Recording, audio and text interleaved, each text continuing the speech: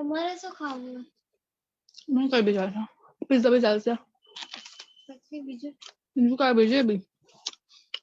આમાં અવાજ નહીં આવી રહ્યો. ઢોસા ખાવા.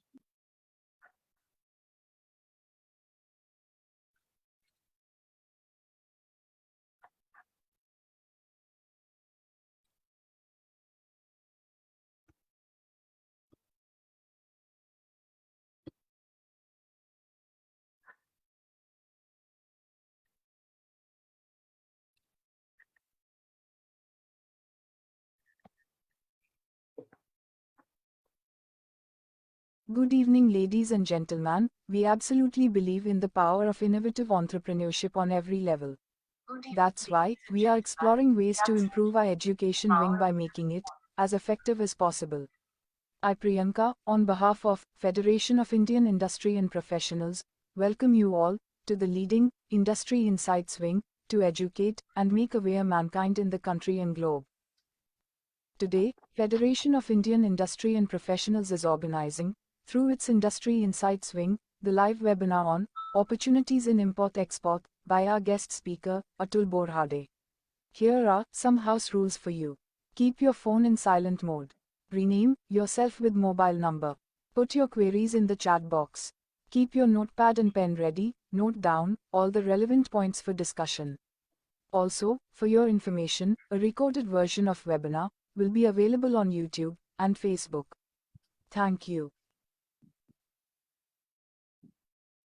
Now, it is time to learn the fundamentals of the Federation of Indian Industry and Professionals. Unite together, succeed together. The Federation of Indian Industry and Professionals is a unique,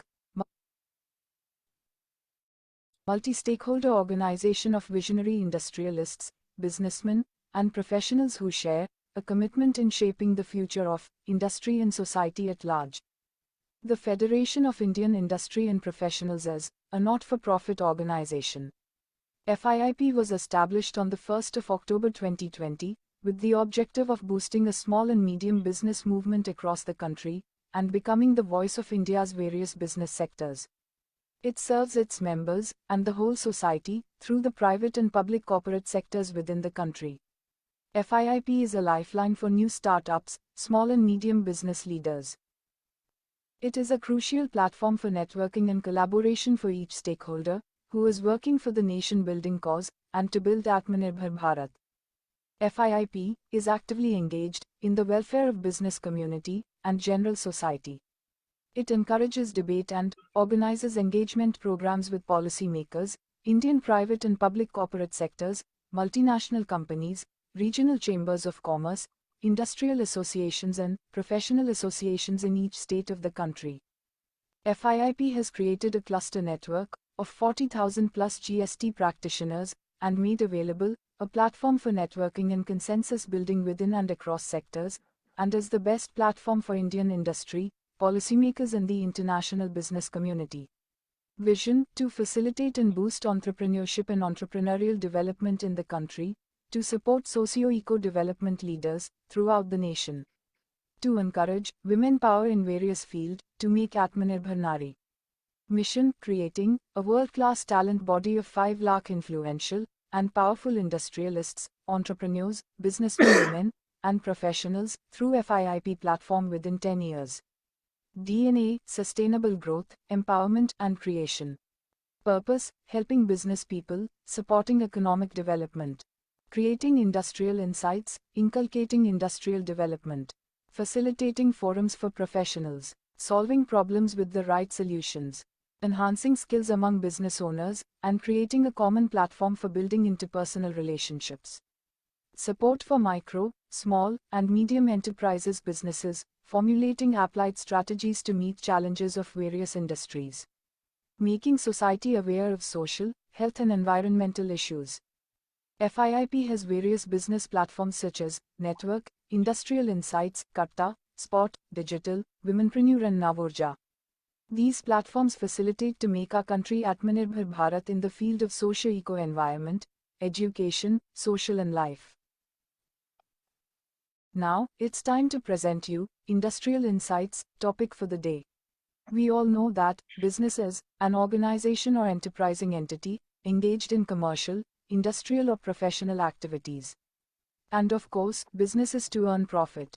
Business comprises very many functions like marketing, sales, service, finance, purchase, R&D, engineering, logistics, human resource, personnel, facility, quality and many others.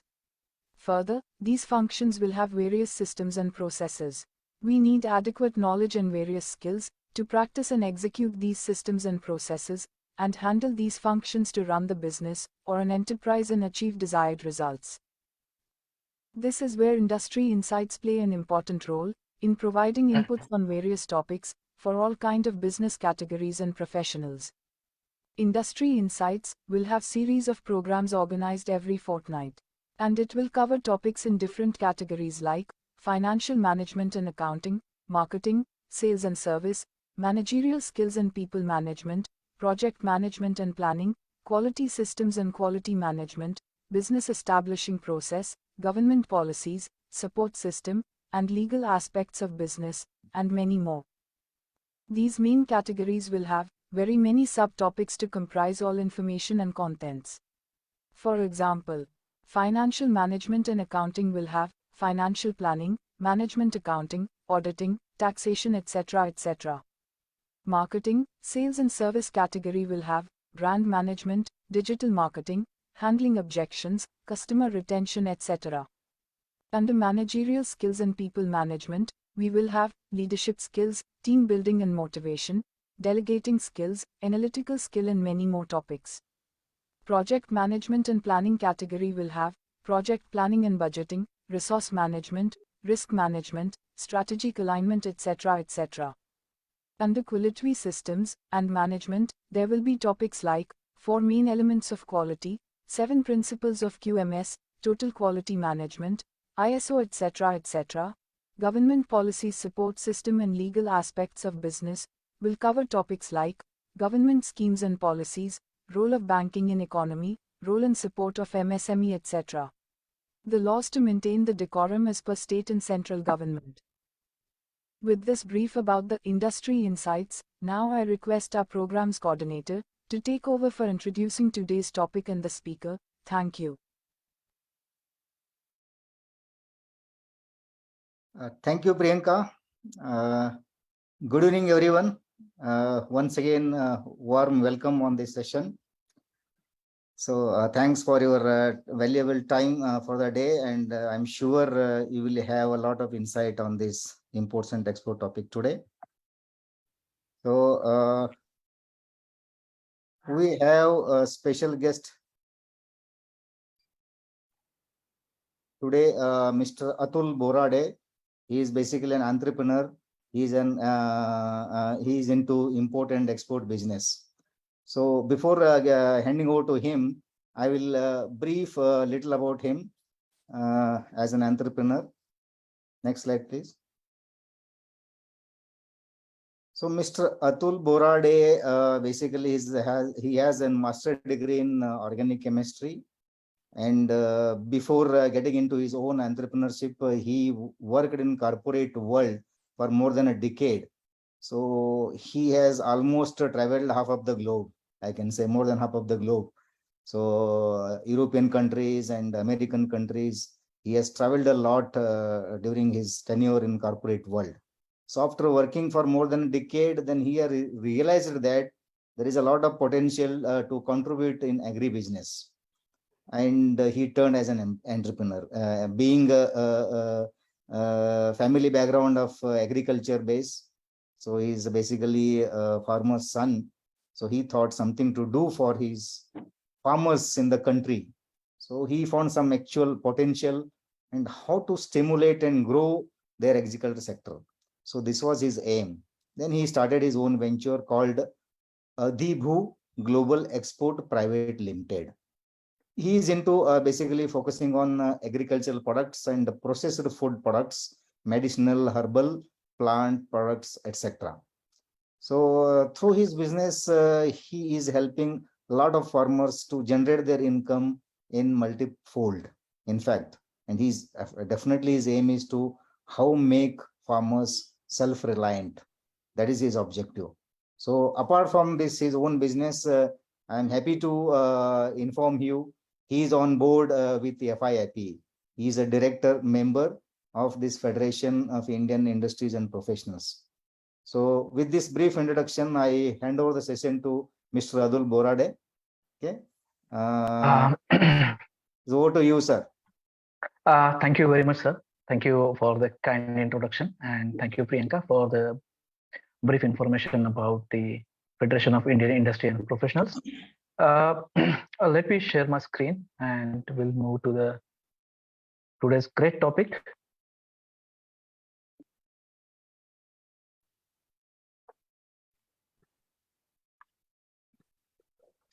Sir, one request, you conduct this session in English, Hindi plus English combination. Yeah, sure, sir. Sure. Thank you. Actually ये जो business है export and import का, ये business glorify हुआ है mainly during and post Covid. So lot many people are getting attracted towards this business, and the reasons could be like multiple, not one reason. One of the main reason is now our government have simplified this business to much extent, and हम लोग अभी online तरीके से ये business को पूरी तरह से जान सकते हैं. इसका इन एंड आउट कैसे होता है, ये बिजनेस कैसे वर्कआउट होता है, ये गवर्नमेंट की वेबसाइट के थ्रू हम लोग बहुत जान सकते हैं. और ऑपरेशनली गवर्नमेंट ने भी बहुत सारा बिजनेस अभी ये ऑनलाइन किया है. So on behalf of FIIP, I would like to welcome you all to today's industry insights session, and I would like to thank you, each and every one of you. So let's move ahead with this. So now if we see the figures of last 10 years of India in export and import business, so we have been consistently importing quite higher than what we are exporting right now. So there is always trade deficit. So now you can see that. So in the current year, from April to July, there is a trade deficit of almost around -92, and the last year it was -191. So these figures are in USD billion. So this trade deficit is causing government to promote the export business. ये trade deficit जितना भी कम होता है उतना India के लिए अच्छा है, और अपना गवर्नमेंट पूरी तरह से कोशिश कर रहा है कि ये ट्रेड डिफिसिट कम से कम रखने के लिए रादर एक पॉइंट ऐसा भी आना चाहिए कि हमारा एक्सपोर्ट इंपोर्ट से ज्यादा बढ़ना चाहिए. तो ये 10 साल का हमने अभी एक ग्राफ देखते हैं तो ट्रेड डिफिसिट हमेशा ही आता रहा है, लेकिन अभी होप्स है कि वो कम होते होते जाएगा. अभी हम लोग इंपोर्ट्स का अगर देखेंगे तो लास्ट 3 इयर्स के फिगर देखते हैं, 2021 से लेकर 2023 तक अगर हर मंथ में कंपैरिजन करते हैं तो हमारा इंपोर्ट बढ़ते ही जा रहा है compare to last year, compare to the month in the last year also. अभी एक्सपोर्ट का सिचुएशन देखेंगे हम लोग, तो एक्सपोर्ट का भी हम लोग जो वॉल्यूम है वो बढ़ते ही जा रहा है, which means there is an increase in export and there is an increase in import also, but there is a slight increase in export, which is a positive indication.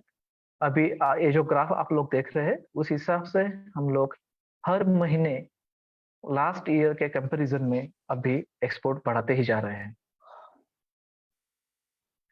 अभी ये जो ग्राफ है वो है अप्रैल टू जुलाई का top most 10 commodities कौन सी है.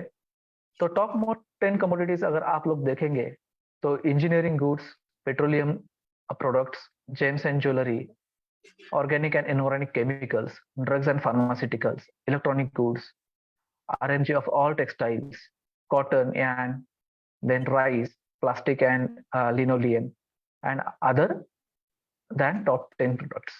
So now if you compare this, so most of the part is almost 24% and 21% is covered by petroleum and engineering goods. So this covers the we can say around 50% the part.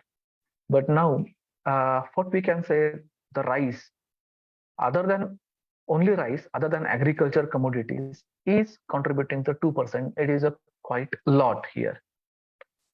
Now in मैं आगे जाके ये भी बोलूंगा यहाँ पे कि इसका भी एक रिफरकेशन कॉन्सिक्वेंसेस आया है अप्रैल टू जुलाई में, जो हमें हेल्प करेगा कि प्रोडक्ट कैसे सिलेक्ट करते हैं। तो अभी हम लोग ये फिगर्स देखते हैं, तो ये फिगर को एनालाइज करते भी हमें आना चाहिए। सो एग्रीकल्चर सेक्टर में अगर बोलते हैं तो वर्ल्ड में इंडिया अभी हाल ही में थोड़ा सा अनस्टेबल हो चुका है एग्रीकल्चर ट्रेड में, और इसके रीजन भी है कि जो भी ग्लोबल लेवल पे अनस्टेबिलिटी जो आई है, स्पेसिफिकली रशिया और यूक्रेन की वार की वजह से, तो वो भी बहुत सारे फैक्टर्स जो है उनके वो अफेक्ट कर रहे हैं ये ट्रेड को। तो आगे जाके हम लोग अभी देखेंगे। अभी पिछले साल 2021 में इंडिया का ट्रेड कौन से स्टेट ने सबसे ज्यादा ट्रेड किया है। तो अगर हम लोग ये देखेंगे तो ये ट्रेड जो है वो वैल्यू वाइज ट्रेड आता है। किस स्टेट ने सबसे ज्यादा $1 मिलियन का एक्सपोर्ट किया है। अभी ये एक्सपोर्ट मार्केट देख रहे हैं हम खाली, तो वो है गुजरात, और उसके बाद महाराष्ट्र आता है, फिर तमिलनाडु, कर्नाटका, उत्तर प्रदेश, आंध्र प्रदेश, उड़ीसा, और ये ऐसे बाकी के स्टेट यहाँ पे आते जाएंगे। तो टॉप मोस्ट स्टेट जो है वो है गुजरात और महाराष्ट्र। और नंबर ऑफ शिपमेंट वाइज हम लोग देखेंगे तो खाली ये महाराष्ट्र 1 नंबर पे आ जाएगा, गुजरात 2 नंबर पे आएगा अगर मूवमेंट देखना है पोर्ट का। तो लेकिन वैल्यू देखना है तो value wise Gujarat Mundra port से सबसे ज्यादा एक्सपोर्ट हो रहा है अभी। इंडिया का जितना भी एक्सपोर्ट हो रहा है वो एक्सपोर्ट अभी कौन से कंट्रीज को जाता है। ऑलमोस्ट ग्लोबली इंडिया एक्सपोर्ट कर रहा है अभी, लेकिन which are the top 25 countries जिसको हम लोग एक्सपोर्ट करते हैं। तो वो टॉप 25 कंट्रीज है, और इनको हम लोग सारी कमोडिटीज एक्सपोर्ट करते हैं। ये कोई एक ही सेक्टर के रिलेटेड नहीं है। अगेन द हायरार्की इज, ये जो ऑर्डर है वो कितना $1 मिलियन का हमने वहां पे एक्सपोर्ट किया है उस हिसाब से है। सबसे ज्यादा यूएस है, और 2 नंबर पे आता है यूएई, 3 नंबर पे China, Bangladesh, Netherlands, Singapore, Hong Kong, United Kingdom, Belgium, Germany. और आप देखोगे तो ये जो कंट्रीज है, ये कंट्रीज कोई स्पेसिफिक रीजन की नहीं है। जैसे कि वेस्टर्न कंट्रीज में आप लोग देखेंगे यूएसए है, यूनाइटेड किंगडम है, जर्मनी है, फिर इटली है, फिर ब्राजील है। फिर आप साउथ ईस्ट एशिया में देखेंगे तो थाईलैंड है, श्रीलंका है, वियतनाम है। मिडल ईस्ट में देखेंगे तो आप यूएई है, और अपने पड़ोसी देखोगे तो चाइना है, नेपाल है, सिंगापुर भी अपने पास है। सो विच मीन्स कि India is exporting globally, and region wise commodities थोड़े बहुत चेंज होते जाएंगे, but if we have a scope to export to entire world, ये स्लाइड वही बताती है कि हम लोग कोई स्पेसिफिक रीजन को एक्सपोर्ट नहीं कर रहे हैं, वी आर एक्सपोर्टिंग ग्लोबली, और ये टॉप 25 कंट्रीज है। Now how to export. अभी हम लोग धीरे धीरे मेन टॉपिक पे आते हैं कि एक्सपोर्ट कैसे होता है। इंडिया से जो एक्सपोर्ट होता है वो mainly sea vast majority of export हो जाता है, लेकिन इंडिया एक्सपोर्ट करता है एयरवेज से भी, रेलवेज से भी, और रोडवेज से भी। रोडवेज और रेलवेज स्पेसिफिकली हमारे नेबरिंग कंट्रीज को जाता है, बांग्लादेश और नेपाल, भूटान। यहाँ पे जो एक्सपोर्ट जाता है, पाकिस्तान, यहाँ पे जो एक्सपोर्ट जाता है वो रोड से भी जाता है और रेल से भी जाता है।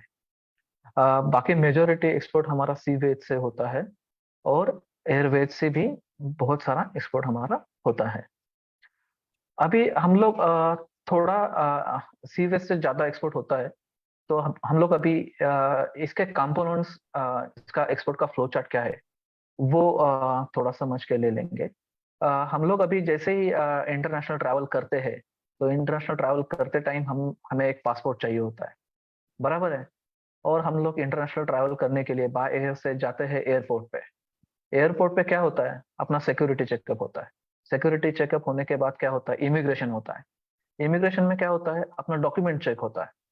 डॉक्यूमेंट चेक होने के बाद इमिग्रेशन हमारे एक स्टैंप लगा देता है, हमें वीजा है अपने पास, पासपोर्ट वैलिड है कि नहीं है, वो देख के वो अपना पासपोर्ट स्टैंप कराते हैं। उसके बाद हम लोग फाइनली वो गेट पे जा सकते हैं। गेट पे जाने के बाद हम लोग बोर्डिंग पास लेके बोर्डिंग के लिए हमें अलाउ किया जाता है। बोर्डिंग होने के बाद हम लोग फाइनली प्लेन में बैठते हैं और डेस्टिनेशन पोर्ट पे उतरने के बाद सारा प्रोसेस उल्टा हो जाता है। वापस से इमिग्रेशन हो जाता है, वहां पे हमें वापस से स्टैंपिंग हो जाता है, वीजा चेक करते हैं। उसके बाद वीजा चेक करने के बाद वापस से हमारा सिक्योरिटी चेकअप भी होता है। हमें बैग लेना पड़ता है, वापस हमारा बैग उनके कस्टम से चाहे डिक्लेयर करके, अगर हम लोग हमारे पास कुछ नहीं है तो ग्रीन कॉरिडोर से हम लोग वहां से निकल सकते हैं। कुछ है तो कस्टम हमें क्लियर करके वहां पे कस्टम डिक्लेयर करके हमें वहां से निकलना पड़ता है। फाइनली हमें वहां पे एंट्री मिलता है। नाउ ये प्रोसेस समवॉट सिमिलर है एक्सपोर्ट के बारे में। अगर आप लोग एक्सपोर्ट करना चाहते हो तो आपका एक सप्लायर रहता है, आप कहीं ना कहीं से माल लेते हो। भले आप खुद मैन्युफैक्चरर हो या फिर अगर ट्रेडर हो, तो आप कहीं ना कहीं से तो माल परचेस करते हो। वो माल परचेस करने के बाद वो माल रोड से जाता है एक सीएफएस तक, जो होता है कंटेनर फ्राइट स्टेशन। और कंटेनर फ्राइट स्टेशन पे जो आपका माल आता है तो वहां पे आइदर वो कंटेनर में लोड होता है, वहां पे स्टफिंग हो जाता है, वहां पे माल चेक हो जाता है, फिर वहां पे एक सील लगा दिया जाता है और फिर वो जाता है कस्टम के पास। कस्टम सिमिलर तरीके से वो अप्रूव कर देता है। कस्टम के पास अप्रूव करने के बाद वो जाता है पोर्ट पे लोडिंग के लिए। शिप पे फाइनली लोड जब होता है तो साइमल्टेनियसली उनके पेपर जनरेट होते हैं और उसको हम बीएल ऑफ लेडिंग कहते हैं, बीएल ऑफ लेडिंग कहते हैं। उसके बाद फाइनली वो शिप हो जाता है, आ, आ, आ, उसका ट्रांसपोर्ट हो जाता है सी वे से। नाउ यहाँ पे वो जब डेस्टिनेशन कंट्री में पहुंचता है तो वापस ये प्रोसेस उल्टा प्रोसीड किया जाता है। उसका डॉक्यूमेंट्स चेक होता है। उसका डॉक्यूमेंट्स चेक होने के बाद वहाँ पे अगर जो भी इम्पोर्ट ड्यूटी है जो भी है वो पे करने के बाद वो कस्टम क्लियर होके उधर के सीएफएस में एंट्री करता है। वहाँ पे सीएफएस में एंट्री करने के बाद जो भी इम्पोर्टर है वो इम्पोर्टर वहां से उसका फॉर्मेलिटी कंप्लीट करके वो कंटेनर उसके कस्टडी में लेता है। फिर वो अपने वेयर हाउस में लेके वहां पे उसका वो ओपन करके वो मटेरियल एक्सेप्ट कर सकता है ना। ये एक जनरल और स्टैंडर्ड फ्लो है। उसका कंपोनेंट क्या है, एक एक्सपोर्टर होता है, एक इंपोर्टर होता है। दोनों कंट्री में कंटेनर फ्लाइट स्टेशन होते हैं और कस्टम्स के डिपार्टमेंट होते हैं और बीच में शिपमेंट होता है। और सीएफएस और कस्टम्स को जोड़ने के लिए हमारे साथ जो काम करते हैं उनको बोलते हैं custom house agent, short form में सीएचए बोलते हैं। नाउ हम लोग एक थोड़ा प्रोसेस और आगे आगे जाते डिटेल में देखेंगे। अभी यहाँ पे जो लॉजिस्टिक प्रोसेस है वो थोड़ा सा माइक्रो मैनेज करके मैंने दिखाया है। अगर सपोज हमें एक्सपोर्ट का ऑर्डर मिलता है तो क्या करते हैं हम लोग, चलो हमें कोई ना कोई ऑर्डर मिला, भले वो इंजीनियरिंग गुड्स का हो, एग्रीकल्चर गुड्स का हो, कोई भी प्रोडक्ट हो, तो सबसे पहले हम लोग क्या करते हैं कि अपने सप्लायर के पास जाते हैं या फिर अगर हम लोग मैन्युफैक्चरर है तो हम लोग इंस्पेक्ट करते हैं क्वालिटी वाइज ये प्रोडक्ट सही है या नहीं है। और इंपोर्टिंग कंट्री के हिसाब से उसका पैकेजिंग और लेबलिंग ये हमें स्टडी करना पड़ता है और उसके हिसाब से ही हमें पैकेजिंग और लेबलिंग करना पड़ता है। और ये डिटेल्स हमें मिलती है हमारे बायर से। फाइनली हम लोग जब यहाँ पे सब कुछ कंप्लीट कर पाते हैं तो हम लोग डिलीवरी ऑर्डर जो है वो कंफर्म कर देते हैं। हम लोग परचेस ऑर्डर ले लेते हैं हमारे बायर से। एक बार हमने परचेस ऑर्डर ले लिया तो हम लोग पहुंचते हैं स्टफिंग के लिए। स्टफिंग कंटेनर हो जाता है। अभी यहाँ पे मल्टीपल लेवल के स्टफिंग है। ऑन व्हील अगर हम लोग हमारे ऑन साइट पे स्टफिंग करना चाहते हैं तो हमें एक अलग टाइप का लाइसेंस लेना पड़ता है, नहीं तो हम हमारा मटेरियल सीएफएस में लेके जाके वहां पे कंटेनर लोड भी कर सकते हैं। अगर हम लोग इस फील्ड में नए हैं तो हमें सीएफएस में जाना ही बहुत अच्छा होता है।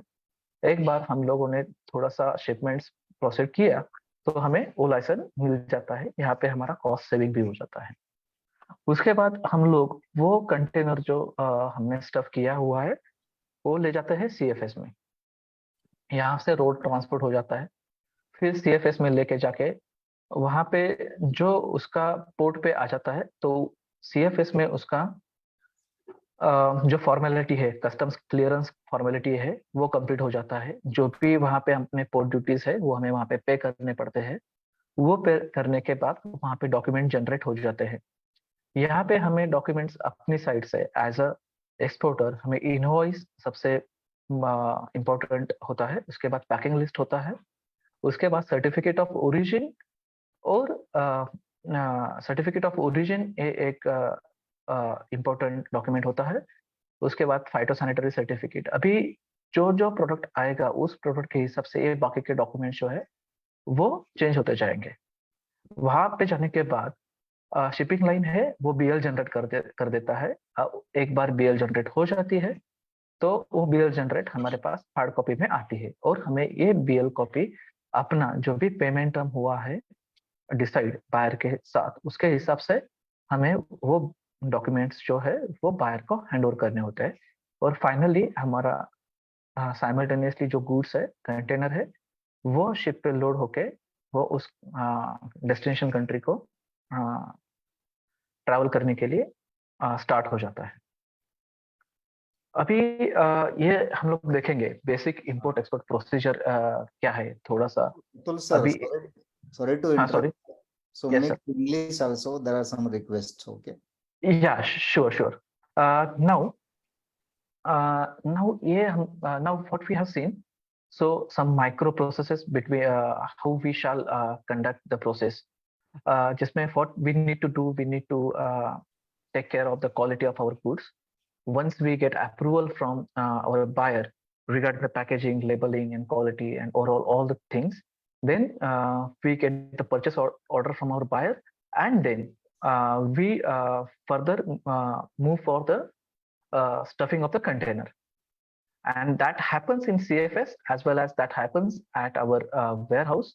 If we have the sufficient amount of export shipments, then we get the respective license. Otherwise, we have to stuff the container at the CFS only. And then from the CFS, custom clearance facility, that custom clearance documentation happens, and our container gets custom clearance, and simultaneously we get the documents like bill of lading and shipping bill. And from our side, we have to produce the invoice, packing list, a certificate of origin, phytosanitary, and other documents as per whatever products we have we are shipping.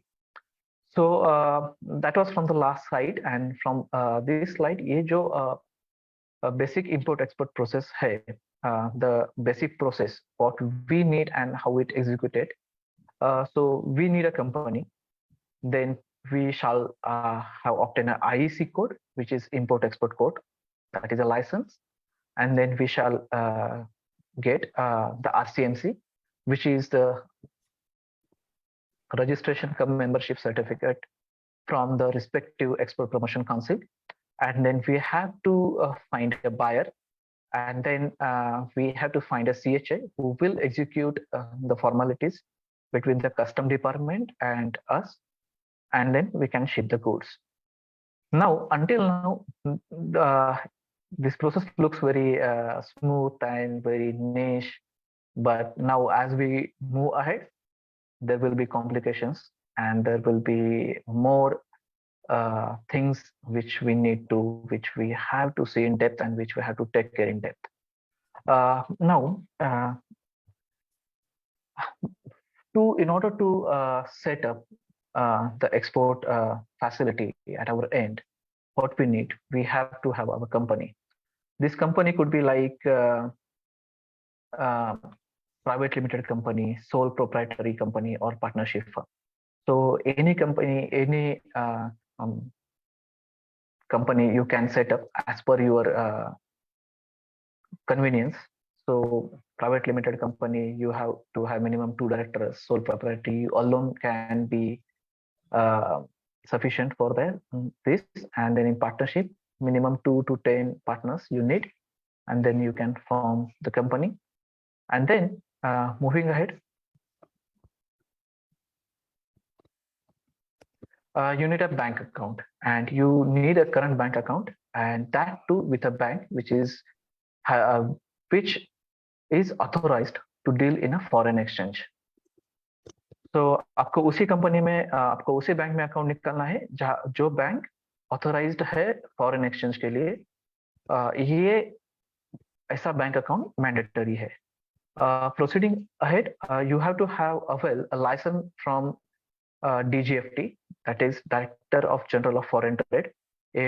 जो government का department है वो issue करता है हमें import export code. जो अभी होता है हमारा पैनी नंबर होता है, लेकिन हमें वहां पे जाके ऑनलाइन जाके वहां पे वो उसको एप्लीकेशन करना पड़ता है. एंड मुझे अभी भी मैं आपको बोलूंगा कि ये प्रोसेसेस जो है अभी बहुत सारी प्रोसेसेस है, वो बहुत ही सिंपल तरीके से गवर्नमेंट ने बनाई है. अगर आपके डॉक्यूमेंट कंपनी के जो सारे हैं और सपोर्टिंग डॉक्यूमेंट जो है वो लेके जाते हो ऑनलाइन, तो आपको with in 10 minutes import export code generate हो जाता है. आपको विद इन 10 मिनट्स ये लाइसेंस मिल जाता है. उसके आगे हमें रहता है RCMC, जिसको हम लोग बोलते हैं registration cum membership certificate. And now this we have to take because if you want to take benefits of export, then we have to take this membership certificate, and this membership certificate is granted by respect to Export Promotion Council. Now for example, वो कौन से होता है? If I'm dealing in agricultural sector, and if I'm dealing in raw food or wholesale food which is not processed, which is processed but not spices, then there is a APEDA. We have to take a membership certificate from APEDA, and if it is spices or turmeric, then there is a spice board. Again, it is some hot medicine and pharmaceutical or chemicals, then there are export promotion councils like Pharmaxil, Chemixil, and then we have to take their membership. So this all we have to do prior to our shipment. Then on this slide, I'm going to move a little bit faster because in slides ahead, I will be explaining this in very details. So what we need then, we got a company, we got an import export license, we got a RCMC certificate, and now we need a product. And what product we shall select, which shall not be prohibited or restricted list. So we cannot go and randomly check, okay, now tobacco and those products, they have very high margins, and now select those and export those. You can't do this. So those are restricted and prohibited. So time to time, this prohibited and restricted list is changing. So we shall have to keep eye on this, and we shall need to choose the product accordingly. And then now selection of market. How we need to select the market. In order to export, we shall select the market, and we shall do some research on the market size, competition, quality requirement, and the payment. Each and everything we need to take care. I will be explaining this ahead in a very detailed manner. And then buyer finding, how we shall find the buyer. Also, sorry, I will be explaining this ahead. Yes, Hindi. ये अभी मैंने जो explain किया, मैं थोड़ा सा हिंदी में भी एक्सप्लेन कर देता हूँ. हमने क्या अभी बोला, अगर मैं चाहिए तो एक स्लाइड में वापस भी जाता हूँ. कंपनी हमें बेसिक इंपोर्ट एक्सपोर्ट का जो सेटअप है, वो सेटअप प्रिपेयर करने के लिए हमें क्या चाहिए होता है? एक कंपनी फॉर्म करना होता है. तो वो कंपनी प्राइवेट लिमिटेड भी हो सकती है, सोल प्रोप्राइटरशिप भी हो सकती है, और पार्टनरशिप भी हो सकती है. और उसके बाद, और ये कंपनी हम लोग हमारे कन्वीनियंस के तौर पे चूज कर सकते हैं. उसके बाद हमें चाहिए होता है एक बैंक अकाउंट. जो बैंक अकाउंट ऐसे बैंक में होना चाहिए कि जो बैंक ऑथोराइज्ड है फॉरेन एक्सचेंज डील करने के लिए, और वहाँ पे हमें करंट अकाउंट ओपन करना है। उसके बाद हमें गवर्नमेंट का जो डिवीजन है DGFT, director of general foreign trade, वहाँ से हमें इम्पोर्ट एक्सपोर्ट कोड अप्लाई करना होता है। और ये प्रोसेस बहुत ईजी है। आप DGFT के साइट पे जाओगे और आपके नेसेसरी डॉक्यूमेंट्स अपलोड करोगे तो with in 10 minutes you will gate import export code. उसके बाद होता है रजिस्ट्रेशन का मेंबरशिप सर्टिफिकेट। ये होता है, हमें देता है जो भी रिस्पेक्टिव डिपार्टमेंट का एक्सपोर्ट प्रमोशन काउंसिल है, ये वो प्रोवाइड करता है हमें। और ये क्यों चाहिए होता है?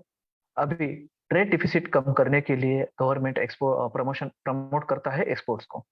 तो through export promotion council government हमें देता है कुछ बेनिफिट्स, और वो बेनिफिट्स हमें अगर लेने हैं तो हमें ये मेंबरशिप सर्टिफिकेट जरूरी होता है। उसके बाद प्रोडक्ट चूज करना होता है, और वो प्रोडक्ट हमें ऐसा चूज करना है जो रिस्ट्रिक्टेड नहीं हो और प्रोहिबिटेड लिस्ट में नहीं हो। और ये लिस्ट अपडेट होती रहती है, तो हमें उसके ऊपर नजर रखनी होती है। और अभी जो इस स्लाइड पे चीजें है मैं आगे जाके अगले वाले स्लाइड्स पे डिटेल में एक्सप्लेन करने वाला हूँ। सिलेक्शन ऑफ मार्केट, तो उस हिसाब से हमें मार्केट देखना है जहाँ पे हम लोग, वहाँ पे मार्केट साइज है, हम लोग बेच सकेंगे। वहाँ पे जो भी हमारा प्रोडक्ट का क्वालिटी है उस मार्केट में वो एक्सेप्टेबल होना चाहिए। हमें वहाँ से हमारे पेमेंट टर्म के ऊपर से पेमेंट आना चाहिए। बायर फाइंडिंग के तरीके कौन से है वो भी मैं आगे जाके बताने वाला हूँ। और प्राइसिंग और कॉस्टिंग जो होता है, कौन सा इनको टर्म और कौन सा पेमेंट टर्म, ये बहुत क्रूशियल पार्ट रहता है हम लोग जब बात करते हैं बायर से। तो भी ये भी मैं आगे जाके बताने वाला हूँ। अभी क्या होता है, जहां तक मैंने बताया वहां तक आपने अभी देखा होगा क्योंकि क्यों ये फील्ड बहुत ग्लोरियस है, बहुत बहुत ही लुक्रेटिव लग रही है लोगों को। क्योंकि अभी क्या होता है, आप जैसे सोशल मीडिया पे देखते हो कि बहुत सारे आपको कोचिंग वाले मिलेंगे, बहुत सारे यूट्यूब वीडियोस मिलेंगे जहाँ पे दिखाया होता है कि anybody can start, anybody, literally anybody can start your export business, your import business, and you don't need investment for this business. But friends, this is not at all about true. यहाँ पे अगर हमें कुछ छोटा सा भी business domestic करना पड़ता है तो we have to fight a lot. हमें बहुत सारी छोटी छोटी चीजें देखनी पड़ती है। तो this is not a easy business. Of course each business is not easy business, but आपको उस बिजनेस के जो भी रूल्स है वो सीखने पड़ेंगे। वो बिजनेस के जो भी ट्रिक्स है वो समझने पड़ेंगे। And once you go through this, once you adapt those, once you follow those, you can do this business. But still there will be some hurdles which will not be in your control. मैं उनके examples भी दूंगा कि वो आपके control में कैसे नहीं है। फिर आपको जाके वो बिजनेस समझना है, फिर जाके वो बिजनेस आपका प्रोडक्ट सिलेक्ट करके वो एग्जीक्यूट करना है। तो कुछ इंपॉर्टेंट चीजें मैंने लास्ट स्लाइड्स में से पर्पसफुली निकाल के मैंने यहाँ पे डाली है। तो वो क्या क्या है वो हम लोग अभी देखेंगे। सबसे पहले प्रोडक्ट सिलेक्शन। नाउ ये प्रोडक्ट सिलेक्शन कैसे करना है आपको? हम लोग यूं ही रैंडमली खड़े होके कोई भी प्रोडक्ट लेके नहीं एक्सपोर्ट कर सकते। एक तो वो प्रोडक्ट होना चाहिए, उसके लिए पॉलिसी होनी चाहिए, फ्री एक्सपोर्ट पॉलिसी। ओके, तो गवर्नमेंट, अपना इंडिया गवर्नमेंट ने वो प्रोडक्ट अलाउ करना चाहिए हमें एक्सपोर्ट करने के लिए। अभी आपने देखा कि ड्यूरिंग कोविड जितने भी फार्मास्यूटिकल प्रोडक्ट्स थे उसमें से पैरासिटामोल वगैरह बाकी के प्रोडक्ट्स, बहुत सारे गवर्नमेंट ने अंडर रिस्ट्रिक्शन वो पॉलिसी फ्री कर दी थी। मतलब हमें परमिशन लेना पड़ता था और गवर्नमेंट एक तरीके से टेक केयर कर रही थी कि डोमेस्टिक के तौर पे हमें पहले वो सफिशिएंट होना चाहिए, बाद में हम लोग वो एक्सपोर्ट करेंगे। वैक्सीन भी गवर्नमेंट ने सबसे पहले इंडिया की डिमांड पूरी की, उसके बाद वो एक्सपोर्ट के लिए अलाउ की। अभी जैसे कि हम लोग सुनते आ रहे कि फीट बैन किया, यूक्रेन जो कि एक बड़ा सप्लायर था वर्ल्ड में, वो वॉर में गुफअप हो गया। Ukraine got stuck in that war and Ukraine could not able to export. So then India has to take that load, and India exported wheat too much extent, then that forced Indian government to put a ban on wheat.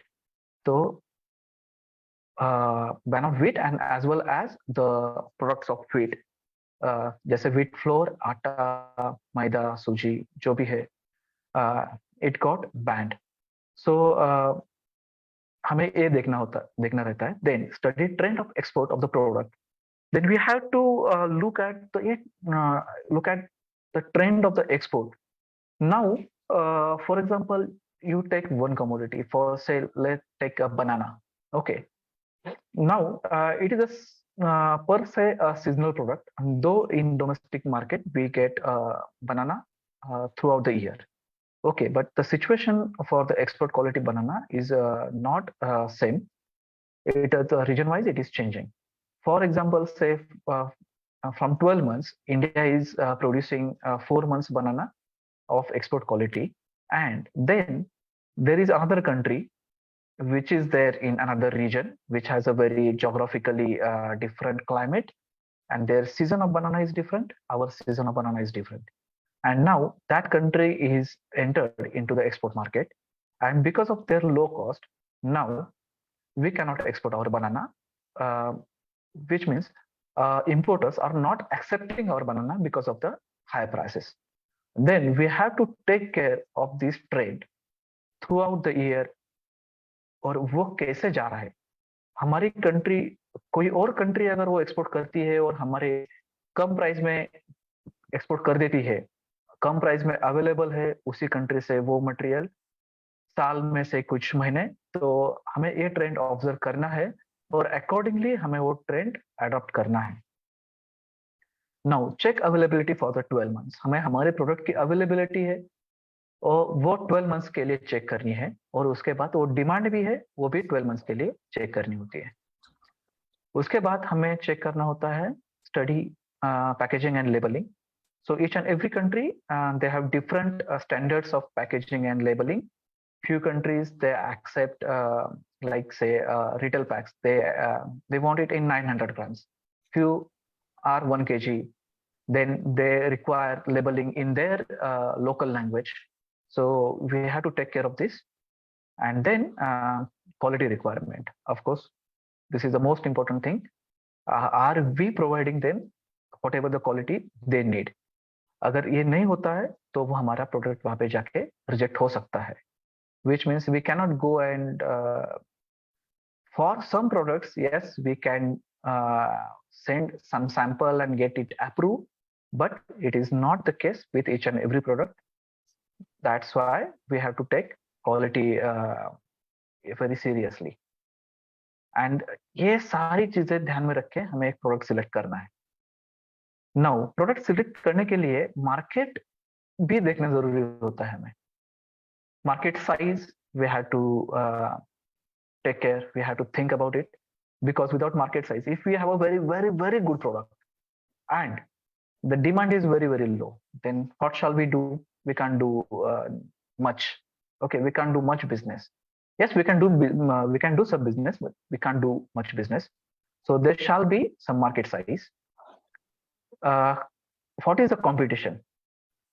जो भी competition है वो क्या competition है, हमें कौन से other countries है या फिर हमारे कंट्री में से जो अदर एक्सपोर्टर्स है वो क्या प्राइस क्या क्वालिटी लेके जा रहे हैं, मैं क्या वॉल्यूम लेके जा रहा हूँ, what volume I'm taking there, in what cost. So we have to take care, we have to think all these things. Quality क्या है, then foreign trade policy with respect to country वो क्या है. Now this is a game changing thing, friends. So foreign trade policy plays a very vital role in selecting a market. Let me give you an example.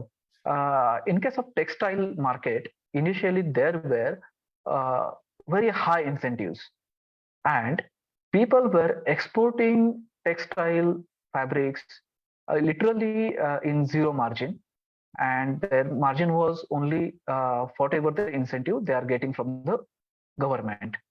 So that is how they get successful in the market.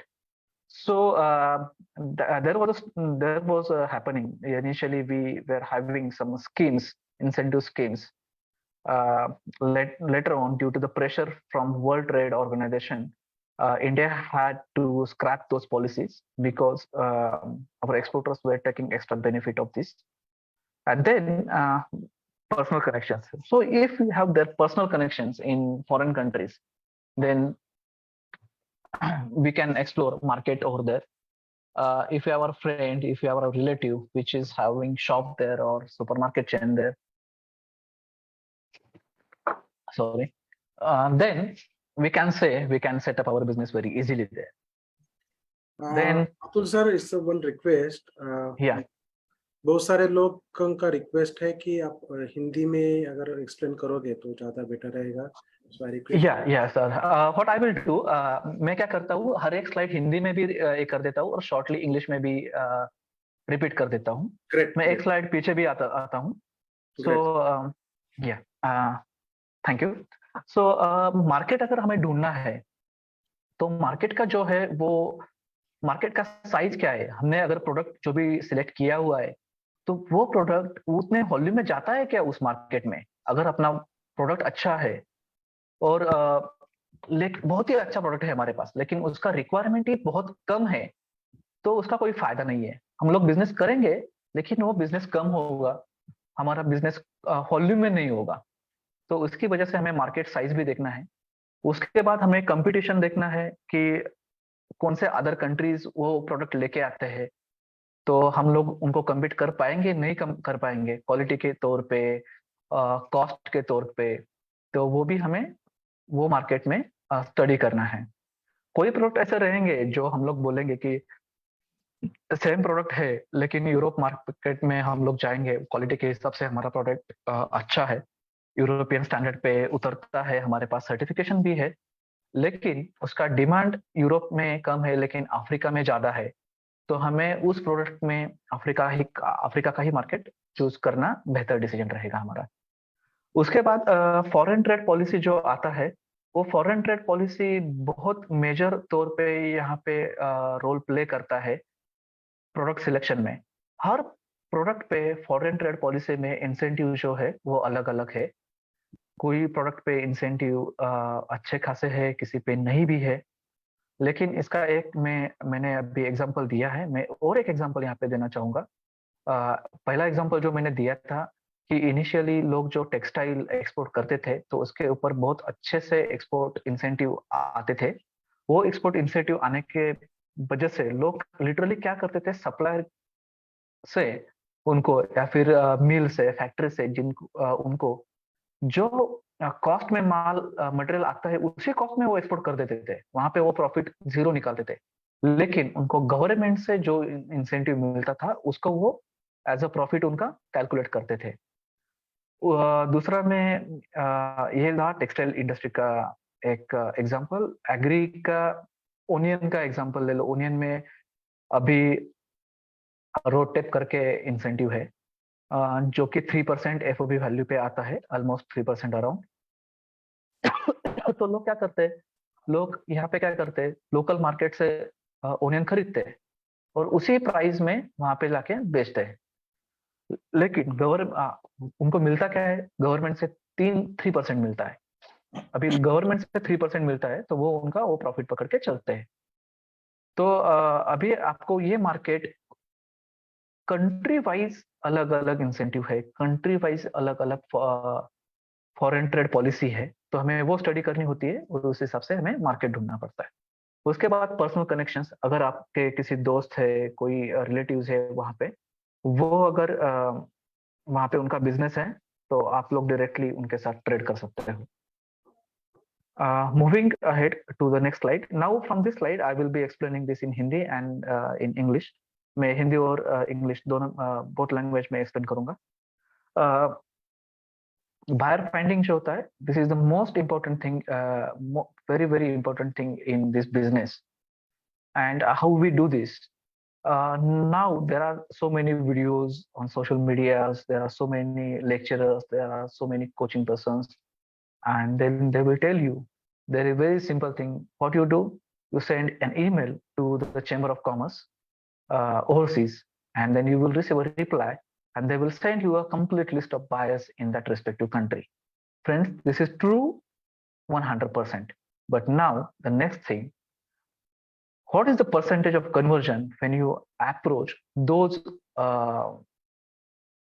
least persons, those companies which are included in that list? So there is a very, very less percent. Now, how we shall find a buyer? So the most effective ways are participation in trade fair. So if you are able to physically attend these trade fairs, then do it. Then buyer seller meet again, that could be happening in another country or it could be happening in our country. So ये कहीं पे भी हो सकता है. Exhibitions we have to attend, then B2B portals, then personal connections. So these are the quite effective और जो result लाते हैं वो ways ये है. जैसे कि मैंने बोला कि अगर हमें बायर ढूंढना है तो कौन से अच्छे तरीके हैं, तो पार्टिसिपेशन इन ट्रेड फेयर ये अच्छा तरीका है. बायर सेलर मीट जाके अटेंड करो, एग्जीबिशन अटेंड करो. और ऊपर के तीनों चीजें ये कभी कभी बाहर की कंट्री में रहती है, कभी कभी हमारे कंट्री में भी रहती है, तो हमें वहाँ पे खाली ध्यान रखना पड़ता है. चैम्बर ऑफ कॉमर्स रहते हैं, वहाँ पे एक्टिविटीज ज्यादातर चलती रहती है. कभी कभी उनके यहाँ पे छोटे बहुत बड़े इवेंट होते रहते हैं, ऑनलाइन इवेंट भी होते हैं. ऑनलाइन भी बायर सेलर मीट होती रहती है, तो हमें वहाँ पे वो अटेंड करना होता है. वहाँ पे हमारा वो कैलेंडर वहाँ पे लेके रखने का और उस कैलेंडर के हिसाब से वहाँ पे हमने वो पार्टिसिपेट करने का.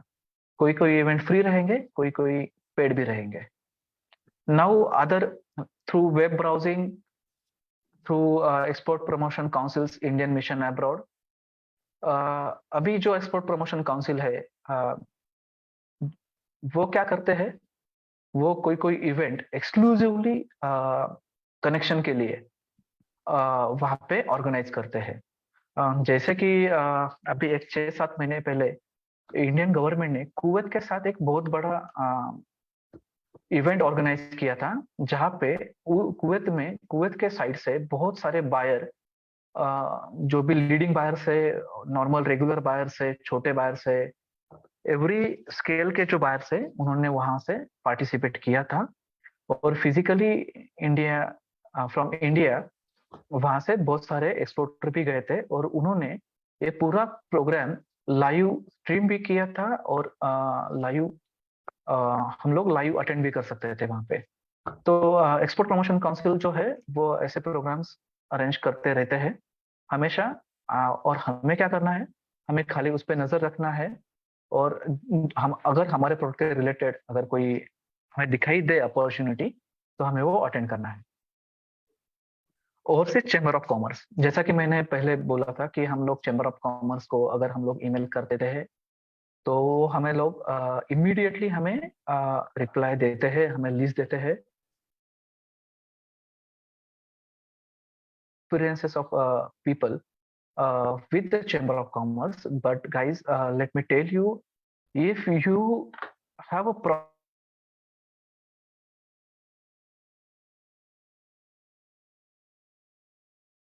आपको रिप्लाई वहां से जल्दी मिलेगा. बट इफ यू आप सोचो पूरे इंडिया से उनको thousand and thousands of email जाते होंगे, तो उनको रिप्लाई करना होता है. So if you don't communicate in a proper way, you will not get replied. But if you communicate in proper way, you will get reply 100%. मेरा खुद का experience है. Whenever I have approached any chamber of commerce, I have received reply from them within 36 hours.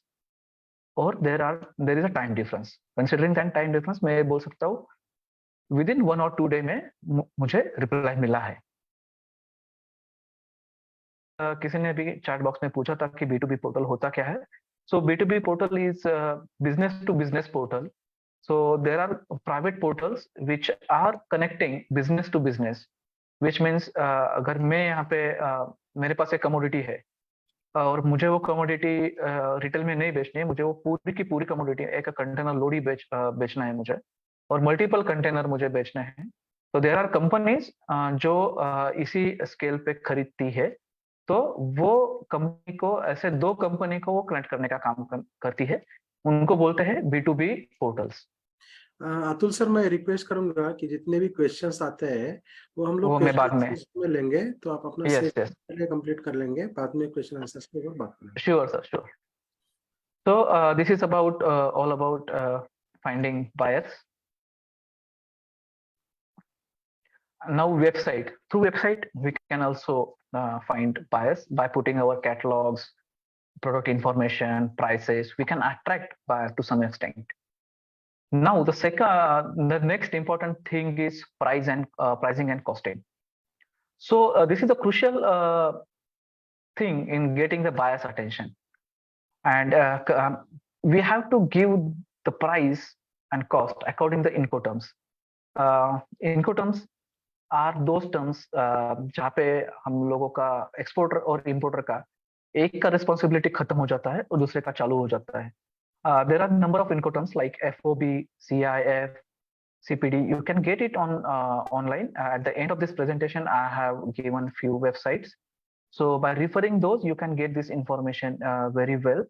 But suppose अगर CIF है, so CIF का मतलब होता है custom, insurance and freight. So exporter have to pay for the custom expenses, insurance and the freight. So these and the product cost. So he has to calculate all these expenses and then he has to put his profit on that, and then he has to give that price to the buyer. ये सब चीजें यहाँ पे हमें एक भी गलती नहीं करनी होती है. अगर हमने यहाँ एक भी जगह गलती की तो we may get fail in calculating the total amount, और हमें लॉस भी हो सकता है उस चीज में. और हमें यहाँ पे एक चीज होती है कि हम लोग इम्प्रूवमेंट कर सकते हैं. जब हमें एक एक्सपीरियंस आता है तो नेक्स्ट टाइम हमें वो उस एक्सपीरियंस को लेके हमें इम्प्रूवमेंट करना होता है प्राइसेस में. और प्राइस और कॉस्टिंग को लेके हमारा गोल क्या होना चाहिए? तो goal shall be sell maximum quantity at compatible price with maximum profit. आपको मैक्सिमम क्वांटिटी बेचनी है कंपेटेबल प्राइस पे, वॉल्यूम के तौर पे बिजनेस करना है और प्रॉफिट कमाना है. तो ये कंटिन्यूस इंप्रूवमेंट की प्रोसीजर है, जैसे कि मैंने अभी बोला. तो हमें कंटिन्यूस इंप्रूवमेंट करना पड़ता है. Now next, insurance. तो इंश्योरेंस का मतलब आप सभी जानते हो इंश्योरेंस क्यों होना चाहिए. मरीन इंश्योरेंस होना चाहिए और लोकल भी ट्रांसपोर्ट होना चाहिए. सपोज अगर मैं नासिक से एक कंटेनर लेके जा रहा हूँ मुंद्रा, मुंबई, तो मेरे पास वो जो लोकल ट्रांसपोर्ट है उसका इंश्योरेंस रहेगा तो भी अच्छा है. अगर कहीं पे कुछ हो जाता है तो मैं इंश्योरेंस का हेल्प तो ले सकता हूँ. वैसे मरीन इंश्योरेंस भी होना चाहिए और ये लेना चाहिए.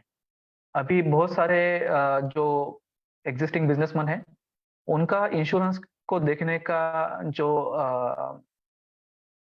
दृष्टिकोण है, जो विजन है, वो अलग है. अभी हम लोग बोलते हैं कि द लेस्ट एक्सीडेंट वो एयर ट्रैवल पे होते हैं, लेकिन होते हैं ना, तो वहां पे रिस्क नहीं लेना है हमें.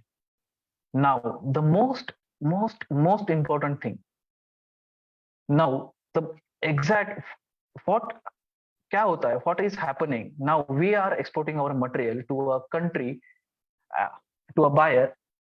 प्रोबेबली हम लोग उसको जानते नहीं है, उसके पास से पैसा आना होता है.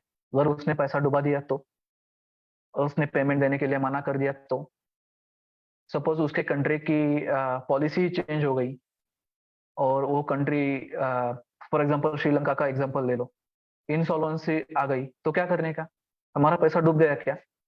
नहीं. तो यहाँ पे क्या होता है, इंटरनेशनल ट्रेड इन्वॉल्व्स ए पेमेंट रिस्क जो होता है वो इंटरनेशनल ट्रेड में हमेशा रहता है. ये कवर करने के लिए there is a facility, there is a one division, export credit guarantee corporation limited, उसको बोलते हैं ECGC. और ये ECGC का कवर अगर हम लोग लेते हैं तो एक्सपोर्टर को वो कवर मिलता है. जैसे कि अगर एडवांस पेमेंट लेते हैं हम लोग तो कोई कवर लेने की जरूरत नहीं है, लेकिन लेटर ऑफ क्रेडिट देते हैं, डॉक्यूमेंट अगेंस्ट एक्सेप्टेंस हम लोग उनको देते हैं, या फिर डॉक्यूमेंट अगेंस्ट पेमेंट देते हैं. मतलब उनके हाथ में हम लोगों ने हमारे डॉक्यूमेंट्स देने के, उन्होंने एक्सेप्टेंस देने का, हाँ मैं पेमेंट कर दूंगा आपको 30 दिन में, 15 दिन में, लेकिन किया नहीं तो क्या करने का. तो इस तौर पे हमें जैसा हम लोग इंश्योरेंस खरीदते हैं, एक्सपोर्ट पॉलिसी हमें एक्सईजीसी से लेना पड़ता है, ऑब्वियसली हमें इनको थोड़ा सा पे करना होता है। और लोगों को लगता है कि मैं कमा कितना रहा हूँ, चलो मेरा अगर 5% मैंने प्रॉफिट कमा लिया तो 5% में से 1% तो मैं गवर्नमेंट को क्यों दूं। लेकिन 5% में से अगर आप लोग 1% गवर्नमेंट को देते हो तो गवर्नमेंट आपको 83% से 95% कवर कर देती है। विच मीन्स आपने अगर 10 लाख का ट्रेड किया है और आपका पॉलिसी 95% का पॉलिसी है, एक्सपोर्ट पॉलिसी, और कहीं जाके वो बायर डूब जाता है, आपका पैसा नहीं देता है, yes there are terms and conditions कि क्वालिटी का इश्यू नहीं होना चाहिए, अपनी गलती नहीं होनी चाहिए। अगर बायर की गलती है या फिर उसकी कंट्री की गलती है तो 10 लाख में से 5% छोड़ के पूरा पैसा हमें ईसीजीसी से मिलता है। विच मीन्स अगर 10 लाख आपको किसी को दे रहे हो तो उसका सिक्योरिटी के लिए अगर आपने एक 7,000 से लेके 10,000 तक दे दिया तो उसमें क्या बिगड़ता है, कुछ नहीं। तो ये चीजें आपको करनी चाहिए, आपको ईसीजीसी का कवर लेना ही चाहिए, आपको ईसीजीसी से वो बायर का वेरिफिकेशन करवाना ही चाहिए। जो भी बिगिनर है, जो भी इस बिजनेस में नए हैं, I recommend they shall not do business without ECGC. Next, custom house agent. So who is this person? So this is the person who completes the facility.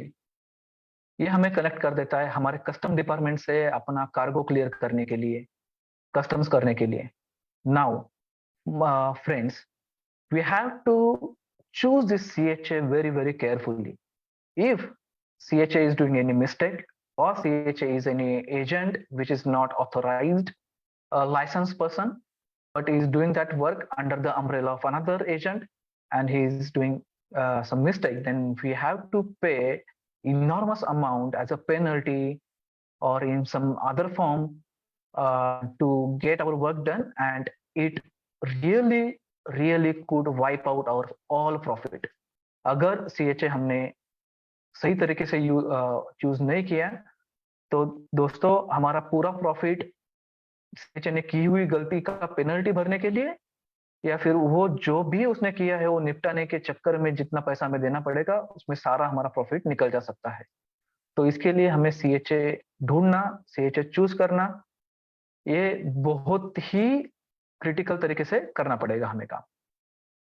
Now useful website, तो useful websites मैंने जो बोला था ये कुछ website है, आप इसका स्क्रीनशॉट ले सकते हो, जहाँ पे आपको नंबर मिलेगा, आपको गाइडेंस मिलेगा गवर्नमेंट का, एनालिसिस मिलेगा कौन से प्रोडक्ट्स कितने एक्सपोर्ट हो रहे हैं, कौन से महीने कितना एक्सपोर्ट हो चुका है, अभी क्या एक्सपोर्ट हो रहा है, ये सारे के सारे जो है वो वहां पे आपको इस वेबसाइट्स पे एक डाटा मिलेगा।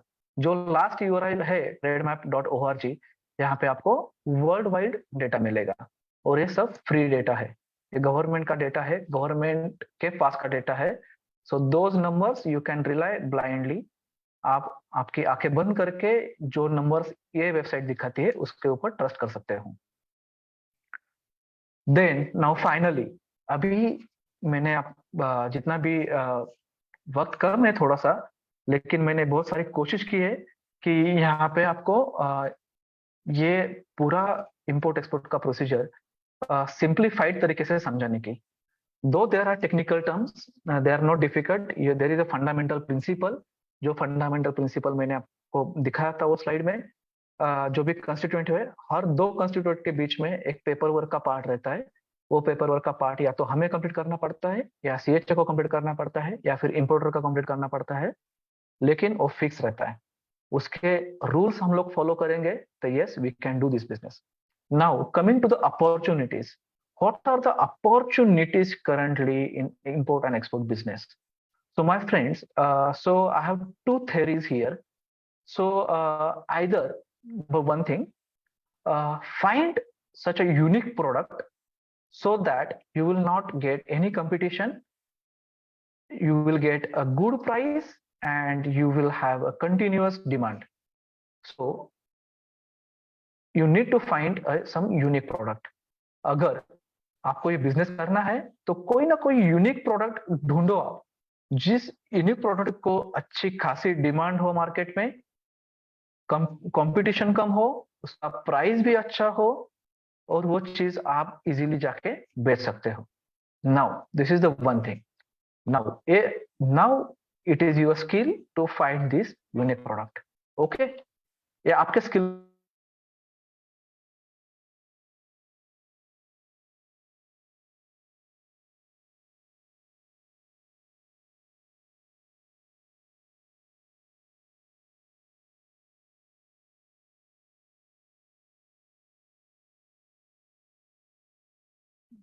I think there is some network issue with the speaker.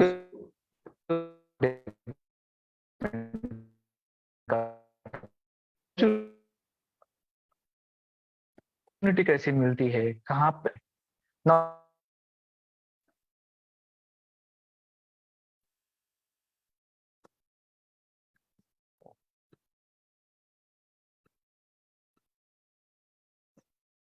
I think there is some network issue with Atul ji. now I'm back. Okay, good. Can you hear me? Yeah. So the second thing which I was telling. So how should we go with the second thing? What is the second thing? Second thing is that guys, those people who are exporting fast moving items, export those items, select those items. So there are continuous demand of these materials. जो भी fast moving है वहां पे वो material जाके select करो, then you will get order. वहां पे जाके आपको गलती क्या नहीं करनी है, वहां पे जाके आपको खाली बायर के साथ अच्छे से डिस्कशन करना है, अच्छे से चीजें वेरीफाई करनी है, आपका क्वालिटी अच्छे से रखना है. जो चीज सक्सेसफुली हुई है वही आपको रिपीट करना है. रिपीट करते टाइम आपको कोई गलती नहीं करना है. ये किया तो आपको आपका एक्सपोर्ट बिजनेस चल सकता है. तो ये अपॉर्चुनिटीज यहाँ पे है. अभी डिपेंड करता है आपके ऊपर, आप प्रोडक्ट कौन सा सिलेक्ट करते हो.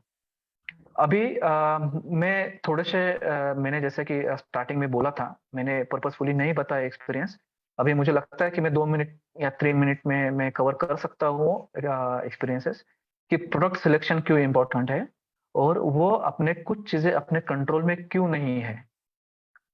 तो ये चीजें मैं 3 एग्जांपल देना चाहूंगा आपको. रियल एग्जांपल है. सो एक 3-4 महीने पहले क्या हुआ था कि इंडिया ने लास्ट ईयर पूरे 12 महीने में जितना फीट और व्हीट फ्लोर एक्सपोर्ट किया था, वो फीट फ्लोर यूक्रेन का एंगल आ जाने की वजह से गवर्नमेंट ने फीट पे प्रोहिबिटेड लिस्ट में फीट डाल दिया. वो पॉलिसी रिस्ट्रिक्टेड हो गई. उसके बाद एक्सपोर्टर ने क्या किया, अपना दिमाग लड़ाया. And what they have done, so they exported by products of feet to much extent. कितने कि पिछले साल में 12 महीने में जितना वॉल्यूम किया था उसका 50% वॉल्यूम 2 ही महीने में इंडिया से एक्सपोर्ट हो चुका. Now considering those values, what our government did, government put entire ban, government put 100% ban on wheat flour and wheat. नाउ अगर आपका फीट फ्लोर का प्रोडक्ट था तो क्या हुआ, आपका बिजनेस बंद हो गया बिजनेस आपका. देन आपके पास में कोई दूसरा प्रोडक्ट होना चाहिए कि जो काम कर सकता है. उस वक्त आपका बिजनेस बंद नहीं होना चाहिए. तो एक प्रोडक्ट अगर ऐसा है कि जहां पे अनस्टेबिलिटी आ सकती है तो यू शुड टेक केयर कि ऐसी सिचुएशन उसमें कभी ना हो, क्योंकि ग्लोबल सिचुएशन पे, ग्लोबल तौर पे सिचुएशन क्या क्रिएट होगी ये अपने यहाँ कंट्रोल में नहीं है. Similarly situation created, history repeated rice में. गवर्नमेंट रिसेंटली पिछले महीने में 28 तारीख को नहीं, इसी महीने में 8 तारीख को गवर्नमेंट ने ब्रोकन राइस को बैन कर दिया पूरे तरीके से, कि जो 60% वॉल्यूम था, जो कि मैंने पहले स्लाइड में दिखाया था कि 2% वॉल्यूम पिछले 4 महीने में ही इंडिया ने एक्सपोर्ट किया था. उसमें से जितना एक्सपोर्ट किया 2% राइस का कमोडिटी था, तो भी बहुत हाई लेवल पे एक्सपोर्ट हो चुका. गवर्नमेंट में जो 60% राइस जाता है जो क्वालिटी का ब्रोकन राइस, उसके ऊपर 100% बैन लगा दिया. बाकी बचा हुआ राइस है उसके ऊपर एक्सपोर्ट 20% एक्सपोर्ट ड्यूटी लगा दिया. अगर एक्सपोर्ट ड्यूटी लगाता है तो उसका मतलब है बाहर वाले जो भी बायर्स है उनको हमारा प्राइस चलेगा नहीं, लेकिन वर्ल्ड ट्रेड ऑर्गेनाइजेशन और जो भी वर्ल्ड का ट्रेड है उसके उनको हमें फेस करना पड़ता है, उनको बोलना पड़ता है हमने बैन नहीं किया, हमने एक्सपोर्ट ड्यूटी लगाया है, और वहां पे एक डिप्लोमेटिकली इंडिया प्ले करता है, लेकिन इन अ वे वो बैन ही हो जाता है। ये एक एग्जांपल। दूसरा एग्जांपल हो जाता है कि last year this happened with very big exporter from Maharashtra only, and that was happened with the grapes. So उनके बहुत सारे ग्रेप्स के कंटेनर थे, वो यूरोपियन रीजन में रिजेक्ट हुए, एंड रिजेक्ट हो जाने के बाद उन्होंने पूरे शिपमेंट्स जो उनके ऑलरेडी प्लान्ड थे वो सारे कैंसिल किए। उसका रिफ्रिजरेशन क्या हुआ, उनको वहां पे वो डंप करने पड़े, उनका खर्चा वो एक्सपोर्टर को उठाना पड़ा। जो प्लान थे डोमेस्टिक लेवल पे पोर्ट पे जा चुके थे, सीएफएस के अंदर जा चुके थे, ऑन द वे थे, वो उनको हाईली पेरिशेबल आइटम है, वो उनको सारा रोड साइड पे बेचना पड़ा बहुत कम कॉस्ट पे। तो ये गलतियां और ऐसी सिचुएशंस है वो हमें अवॉइड करनी है। तो this is all about import and export business. और ये जो बिजनेस है, बिजनेस अच्छा है, कौन सा भी बिजनेस अच्छा है, ये बिजनेस भी उसी की तरह उतना ही अच्छा है, उतना ही बुरा है। आपको खाली आप जो भी गेम खेलते हो वो गेम के रूल्स एंड रेगुलेशंस रहते हैं, वो आप फॉलो करते हो तो आप वो गेम अच्छी तरह से खेल पाते हो। सिमिलरली इंपोर्ट एक्सपोर्ट में आपको जो भी रूल्स एंड रेगुलेशंस है वो अच्छी तरह से खेलना है, अच्छी तरह से फॉलो करना है, ग्रीडीनेस नहीं रखना है, और जो भी पेशेंटली काम करना है, आपको सक्सेस मिलेगा यहाँ पे। Thank you very much. Thank you each and everyone. So please, I would like to hand over to CBK sir. Thank you, Atul sir. It was a wonderful session. I hope all participants and audience have got a good insight on this important export. So the way you have started with the trend of export, trend of import year on year, and what is the difference in both this thing, the deficiency. Then there is a pattern. Okay, what is the trend of this pie chart? It is so beautiful. There is a lot of scope for agricultural products, electronic products, right? So that is giving insight key on which category of products we should focus on that. So really well delivered. I hope all the participants got very बहुत ही अच्छा आपको मतलब इसका फायदा मिला है, ऐसा मुझे ये है एश्योरेंस है।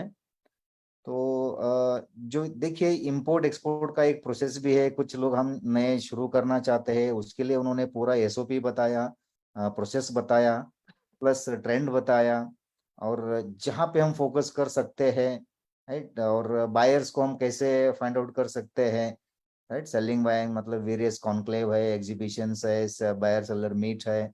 तो ये सारी चीजें अगर हम करेंगे तो डेफिनेटली हमें कनेक्ट हो जाएगा। So before getting into a question answer, we have a question answer session. Definitely, this is what industry insights meant for. It will give मतलब हर बार आपको अच्छे अच्छे टॉपिक के ऊपर इंसाइट्स देते जाएगा। जो इंडस्ट्री इंसाइट प्लेटफॉर्म है हमारा FIFE इस ऑर्गेनाइजेशन का, तो it is a wonderful platform.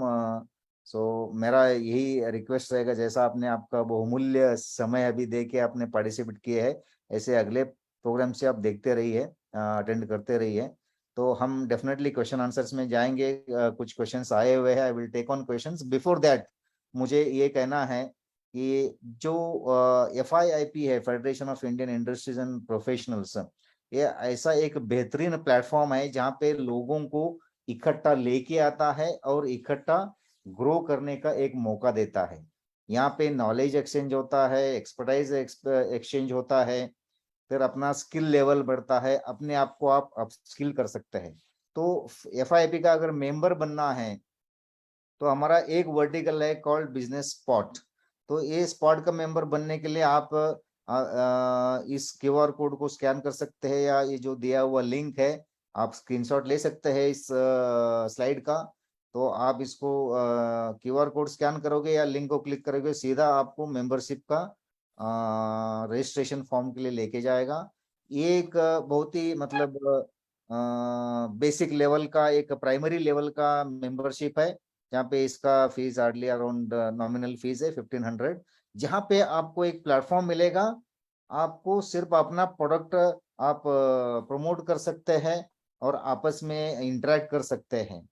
ठीक है, नेक्स्ट प्लेटफॉर्म हमारा इंपॉर्टेंट प्लेटफॉर्म है नेटवर्क। ये मेजर प्लेटफॉर्म है ये। तो इस प्लेटफॉर्म में आपको अपना प्रोडक्ट शोकेस करने का मौका मिलेगा, आप महान हस्तियों के साथ इंटरेक्शन करने का मौका मिलेगा। ऑफ कोर्स ये जो हर हफ्ते हर शनिवार को हम जो ये सेशंस कंडक्ट करते हैं, ये तो फ्री में है, सभी आ सकते हैं, ले सकते हैं, बट 1-to-1 आप जो बिजनेस को मिलना है, आपस में इंटरेक्शन करना है, ठीक है, बिजनेस एक्सचेंज करना है। और FIP का जैसा आपने इंट्रोडक्टरी स्लाइड्स में देखा अबाउट FIP कि इसका मकसद क्या है, it is such an wonderful platform between policy makers and industrial businessman and entrepreneurs and professionals. तो बहुत कुछ इनसे फायदा होता है एंड बिजनेस कॉन्क्लेव करते हैं, वहाँ पे 1-to-1 आपको हम बुला सकते हैं। तो ये नेटवर्क का लिंक है और QR कोड है। तो फिलहाल इसका जो मेंबरशिप फीस है वो 20,000 रुपए का है। ठीक है, तो आप लिंक को कनेक्ट कर सकते हैं या QR कोड करके आप, एंड और ज़्यादा आपको इंफॉर्मेशन चाहिए तो आप FIP को कनेक्ट कर सकते हैं डायरेक्टली। तो अभी नाउ आई विल रिक्वेस्ट, अच्छा before that I would like to declare और अनाउंस रादर, तो हमारा जो और एक वर्टिकल है जो नव ऊर्जा बोल के, तो नव ऊर्जा के अंतर्गत हम जो सोशल और लाइफ और एनवायरनमेंट के बारे में, देखिए बिजनेस है, मनी है, हमें ग्रो होना है, पैसे कमाना है, ये तो चीजें ठीक है, तो बिजनेस स्किल एनहेंस करना है, ये भी ठीक है, बट उसके अलावा हर एक का हमारा एक जिंदगी है, जीवन है, उस जीवन में हमारा लाइफस्टाइल को कैसा जिए, या हमारा हेल्थ कॉन्शियसनेस कैसा रहे, या एनवायरनमेंट का केयर कैसा करे, hundreds of topics are there. तो अगला हफ्ते जो अगला शनिचर को 24 तारीख को हमारा ये टॉपिक रहेगा, zoonotic diseases transmitted from animals to human beings. तो हमें अवेयरनेस भी, हेल्थ अवेयरनेस, कोविड ने तो सिखाया है, मुझे ज्यादा बताने की जरूरत नहीं है। तो ऐसे अलग अलग टॉपिक्स हम नव ऊर्जा के अंदर, यानी एक हफ्ता हमारा इंडस्ट्री इनसाइट रहेगा, तो फर्स्ट एंड थर्ड जैसा सैटरडे रहते हैं, फिर वो बाकी second and fourth and fifth Saturday हम ये नव ऊर्जा का टॉपिक्स हम सेशंस ऑर्गेनाइज करते हैं। तो मेरा ये सिंसियर रिक्वेस्ट है, आप अगला हफ्ते के लिए आप जैसे कि लिंक आएगा तो आप जरूर इसमें रजिस्टर करके आप इसका फायदा उठा सकते हैं।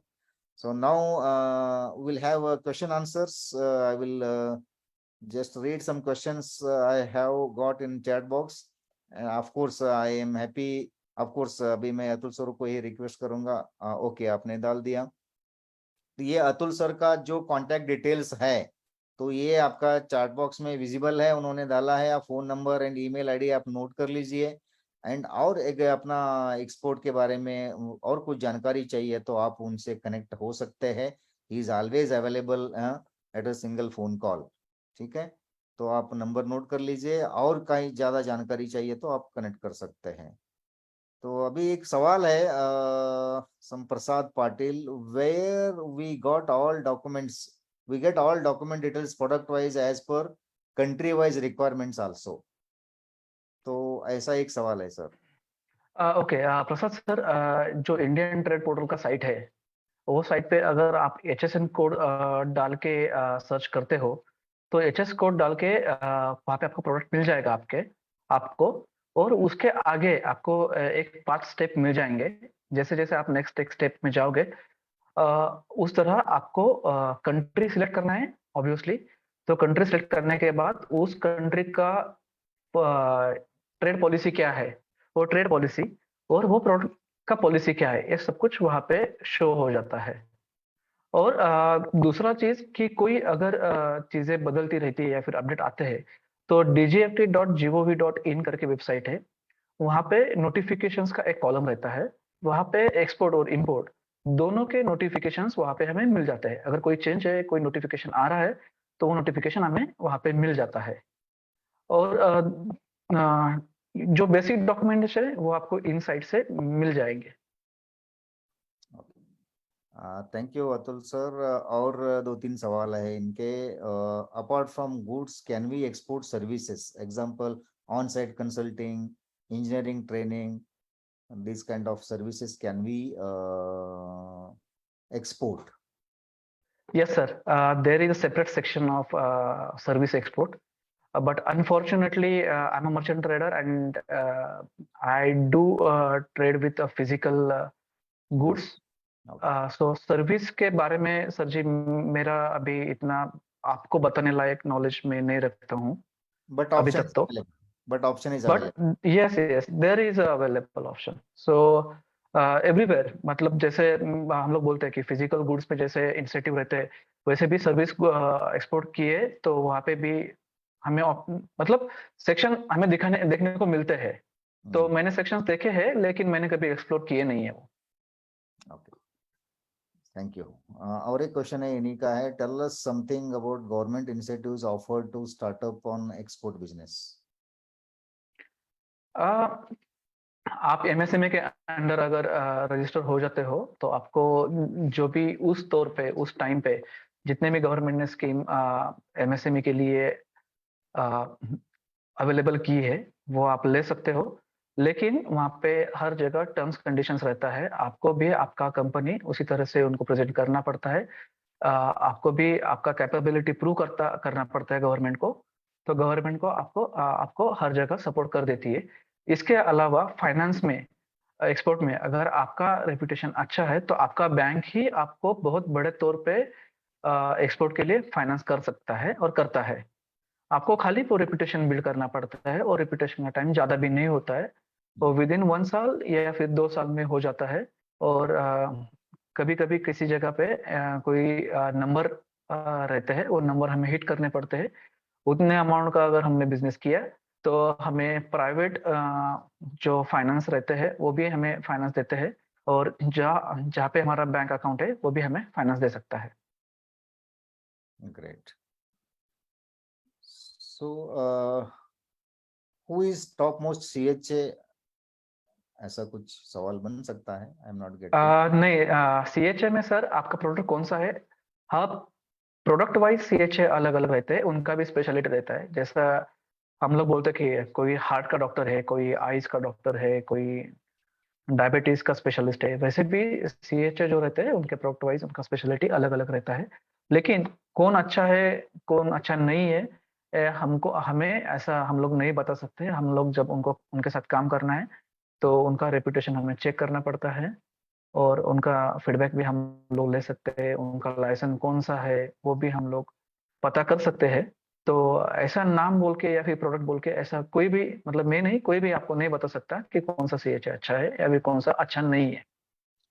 बट उनका लिस्ट या कांटेक्ट डिटेल्स ऐसा कोई एक जगह पे मिल आपका सकता है? अपेडा के साइट पे आपको मिल जाएगा पूरा सीएचए का लिस्ट, वो अवेलेबल है कौन सा? आपको अपेडा के साइट पे। ओके। हाँ, जिन्होंने मुझे ये सवाल मुझे यहाँ पे चैट बॉक्स में पता नहीं, लेकिन अगर वो मुझे पर्सनली कांटेक्ट कर देते तो I can provide them the list, very good, very good. और लिंक भी I can show them where you can find it. All right, all right. अच्छा, ये आपने फॉरेक्स के बारे में बात किया, तो ऐसा कोई, I think almost all banks now provide services for foreign exchange. Yes yes, almost all bank excluding सहकारी बैंक, जो कोऑपरेटिव बैंक है वो छोड़ हाँ। के बाकी सबके पास एडी कोड रहता है, ऑथोराइज डीलर कोड रहता है, और वो कर देते हैं। या देयर वाज अ क्वेश्चन कि मतलब कौन से बैंक का एग्जांपल दे सकते हैं क्या? तो ऐसा all national banks are there providing. All nationalize bank, SBI, ICICI, Kotak, IDBI, IndusInd, कौन सा भी, Punjab National Bank. So they are all these kind of banks, they provide this facility foreign exchange. Okay, so there is one question, can you throw some light on aromatic and essential oils के इसके export के बारे में कुछ जो भी आपके पास कुछ ये है तो आप बोल सकते हैं। मैंने जिरानियम के ऊपर थोड़ा सा स्टडी किया हुआ है। उसका हम्म, जितना भी स्टडी मैंने किया हुआ है उसका मेरा भी स्टडी प्रोग्रेस में है, लेकिन जिरानियम का जितना भी स्टडी मैंने किया है उस तौर पे मैं ये बोल सकता हूँ कि जिरानियम एज अ प्योर उसका वॉल्यूम कम है और जो भी बाय प्रोडक्ट है वो भी एक्सपोर्ट होते हैं, लेकिन वो पूरे वर्ल्ड वाइड एक्सपोर्ट हो जाते हैं, आपको बायर्स भी मिलेंगे और इंडिया से बहुत सारे एक्सपोर्टर भी है जो ये एक्सपोर्ट कर देते हैं, लेकिन मेरा मानना है कि आपको वो मार्केट थोड़ा और एक्सप्लोर करना पड़ेगा। मार्केट ये अच्छा है एरोमेटिक के लिए, स्पेसिफिक जिरेनियम के लिए मैंने थोड़ा सा एक्सप्लोर किया था, पूरे एरोमेटिक के लिए मेरा स्टडी पूरा नहीं हुआ है अभी तक। So is there EPC WhatsApp group to receive updates about the events? Respective अगर आप जाते हो मतलब अगर चैम्बर ऑफ कॉमर्स के साइट पे जाते हो तो वहाँ पे उन्होंने जो प्रोग्राम्स होस्ट किए हैं, अरेंज किए, उनके नोटिफिकेशन उनके इस पे आ जाएंगे। सबसे अच्छा तरीका ये है कि DGFT का साइट सबसे इम्पोर्टेंट रहता है, वो साइट पे विजिट करना ही बेटर रहेगा। दूसरा अगर शॉर्टकट लेना है थोड़ा सा तो ट्विटर हैंडल जो भी रिस्पेक्टिव EPC के है वो अगर आप फॉलो करते हो तो वो ट्विटर हैंडल पे भी वो नोटिफाई कर देते हैं, लेकिन आपको नोटिफिकेशन डाउनलोड ही करना होता है, तो better to go on website and download it.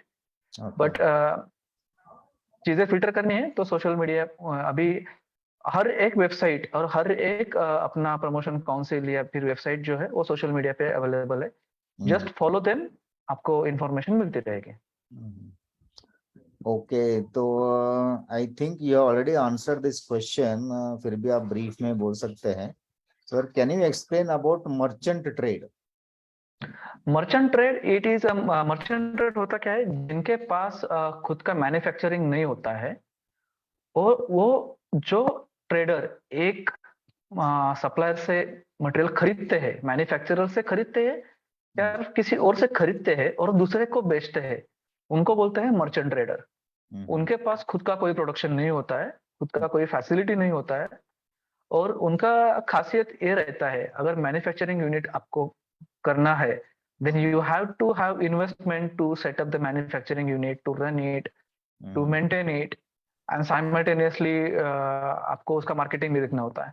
But merchant trader होते हैं तो you don't need to need any extra cost, but then again there are इसमें कंपटीशन आता है कि being a manufacturer you can provide a less cost and a merchant trader you cannot provide that much less cost which manufacturer have provided, but if you have to do some value addition which a manufacturer can't do, then you have freedom there, like if you have to blending some materials, you can take some chemical from one manufacturer, you can take another material chemical from another manufacturer, then you can blend it and you can simply pack it and you can sell it. So there are some pros and cons being a manufacturer and being a merchant trader, but merchant trader is those who is not having his own facility. Oh, great. So Sapna ji पूछ रहे हैं कि I am a manufacturer of FMCG. Do you help for export? Sure, man. I would like to explore all your products. Definitely. I am a merchant trader, so I can do this. But let's get connected one to one. मेरा contact ID contact number और email ID मैंने दिया है, तो please हम लोग 1 to 1 connect करेंगे और एक्सप्लोर करेंगे। डेफिनेटली सपना जी, आप उस नंबर पे आप उनसे बात कर सकते हैं और 1 to 1 मतलब आप पूरा डिटेल उनका जो भी बिजनेस है और आपका बिजनेस है आपस में आप अंडरस्टैंड कर सकते हैं। Sure. After getting IEC number we are not exporting, mister Vijay Kumar पूछ रहे हैं, after getting IEC number we are not exporting or importing, then any compliance is required. For example, we register for GST or we not done any business, then we must file a nil return, these kind of some compliances. Are there any compliances restrictions? There is a compliance actually, but it is not associated with any kind of money. Every year you have to modify your IEC number. Actually, you have to update your IEC every year, and that is I think in April and May month, and you can update it with free of cost. But if you cross that deadline, then there is a charge of 200 rupees to update your IC. Other than that, there is nothing. Even if you don't do any business, that is fine. Okay, great. So Rita madam पूछ रहे हैं कि can we export wheat products now by taking some special permission? No, ma'am. Right now it is completely banned. So initially when they put ban on wheat, later on government put restriction. They kept policy free, but they put restriction and that time हमें IMC से permission लेना पड़ता था और IMC permission के लिए हमें purchase order समेत क्वालिटी रिपोर्ट अपना ये सारे डॉक्यूमेंट IMC को देने पड़ते थे और उसके बाद वो लिमिटेशन भी रहता था कितने क्वांटिटी का हमें मिलेगा और उन्होंने परमिट किया तो ही हमें एक्सपोर्ट करने आता था। लेकिन अभी वो पॉलिसी पूरा प्रोहिबिटेड पॉलिसी है, वो अंडर रिस्ट्रिक्शन भी फ्री नहीं है और उसका जो भी व्हीट फ्लोर मैदा बाकी जो है मतलब HSN कोड है 1101, उसके अंडर जितने भी प्रोडक्ट है वो सारे अभी प्रोहिबिटेड है, तो आप कुछ नहीं कर सकते वहां पे। So some guests have asked about PPT. Friends, actually this presentation will be available on YouTube as well as Facebook, right? तो ये upload होगा, आपको repeatedly देखना है तो आप repeatedly देख सकते हैं। Presentation as a soft copy आपको मिलना ये संभव नहीं है। So it is a whole discretionary this thing of FIIP. But आप डेफिनेटली रिपीटेडली आप इसको देख सकते हैं यूट्यूब में और फेसबुक पे। Okay, somebody has asked PPT मिलेगा क्या? Anyway, thank you. That indicates the interest and मतलब the importance of the presentation and communication what we have conveyed through this presentation. Good. So another question from Prasad Patil, where we got all the document. I think this is already answered.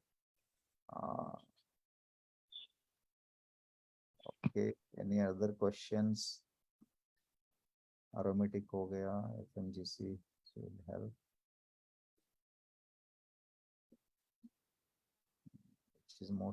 Which is most trending product and which is most profitable? Do you have any idea? So which is most trending, sir? If you look at the numbers, actually we have to count the digits, how many zeros are there. So per se, it is better to not select the trending. Okay. It is better to choose the product not by what is trending, by what we can do. Yeah, so don't put that filter as number one filter which is trending. So please avoid that filter. Okay. So it depends on country to country. Yes, yes. Okay. Similar to this, within this aromatic, what about eucalyptus oil? This is a question from our guest. Eucalyptus. Sir, each product is having potential. Each product can be exported. Just we have to make selection of right marketplace. So if you have a good quality of eucalyptus oil, certainly you can explore the market, right marketplace, and you can go there. It is not like that. If you have eucalyptus oil and you have a geranium oil, then I cannot export one oil and I can export another oil. ऐसा नहीं होता है. आपको वो product का demand कहाँ पे है वो जाके उनको टच करना है, वहाँ पे जाके कनेक्ट करना है. Good. So few people are asked about aromatic. My sincere request is you please connect with Atul sir over phone. He has given contacts because these are repeat questions. Within aromatic there are so many kind of oils and all. Okay. अभी उनको specifically eucalyptus और sandalwood oil ऐसा अलग अलग oil के बारे में बात कर नहीं सकते, but definitely आप उनको connect कर सकते हैं to understand more. Okay, this is my request. Somebody has asked Atul sir's location. He is based out of Pune. Okay, तो उनका जो ऑफिस है पुणे के यहाँ नजदीक में राजगुरु नगर में है, तो you can consider him as a Pune based personality. Okay. So one more question. We trade turmeric on large scale. Please tell about export of turmeric. It is a very good product, sir. Turmeric, India is number one in export of turmeric. So it is having very high potential of turmeric, and you can export it, sir. Oh, You can explore the market. very good. It is exporting on a very high scale. Oh, definitely, because this pandemic has made people to understand importance of Ayurvedic medicines. So India will stand far ahead in supplying these things. It is a good opportunity for turmeric and other spice items. Okay, for Mr. Prasad is asking for exporting goods. Is there any standard set of quantity and packaging sector wise? Yes, sir. Sector wise, product wise and even country wise. For example, आपको अगर onion भेजना है UAE को, तो वो 25 KG के bag में भी जाता है, 18 केजी के बैग में भी जाता है, और दूसरे कंट्री को 50 केजी के बैग में भी जाता है. कमोडिटी एक ही है, पैकेजिंग अलग अलग है, और पैकेजिंग मटेरियल भी अलग अलग है. मैश बैग जो रहता है उसका जो स्पेसिफिकेशन है वो भी अलग अलग है. सो सबसे अच्छा तरीका है, आप कौन से कंट्री में वो एक्सपोर्ट आपका कमोडिटी जाता है, वो जो बाहर है वो आपको पैकेजिंग और लेबलिंग के बारे में आपको डिटेल देता है, और डिटेल उससे ही लेना वो अच्छा होता है, क्योंकि बाद में कंप्लेन करने वाला वही रहता है. तो हमें उससे अप्रूवल लेना होता है कि आपको पैकेजिंग और लेबलिंग कैसा चाहिए, उसका अप्रूवल लेने के बाद ही हमें वैसा ही उसको पैकेजिंग और लेबलिंग करके देना पड़ता है. तो बेस्ट सोर्स वो बाहर रहता है उसका. लास्ट क्वेश्चन है कि how to get payments for exports and how to secure the payment. This is a very good question. जैसा कि मैंने बोला था कि ईसीजीसी जो अपना एक्सपोर्ट क्रेडिट गारंटी कॉर्पोरेशन है, वो हमें कवर करता है, हमें पॉलिसी देता है. उनको कंट्री टू कंट्री थोड़ा सा डिफर है, लेकिन वो 0.7 से 1.1%, 1.0% इतना अमाउंट जाता है, परसेंट ऑफ इनवॉइस वैल्यू उनका प्रीमियम जाता है. लेकिन उसके तौर पे वो हमें 83% to 95% हमें कवर कर देते हैं. तो अगर अपना गलती नहीं है, अपने गलती के होने के चीजें कौन सी है, उसने जो मांगा है वो हमने दिया ही नहीं, उसने जो क्वालिटी पे एग्री किया है वो क्वालिटी हमने दिया ही नहीं, तो ऑब्वियसली वो मटेरियल हमारा एक्सेप्ट नहीं करेगा. लेकिन हमने उसने जो मटेरियल क्वालिटी मांगा है वही क्वालिटी दिया है, बाकी की सारी चीजें फॉलो की है. हमने बैंक के थ्रू ही डॉक्यूमेंट भेजा है, जो ईसीजीसी का रूल है, उसके हाथ में डॉक्यूमेंट दिए नहीं है, उसके बैंक में डॉक्यूमेंट भेजा है, वो भी अपने बैंक से भेजा है. ये सारे रूल्स टर्म्स कंडीशन हम लोग फॉलो करते हैं.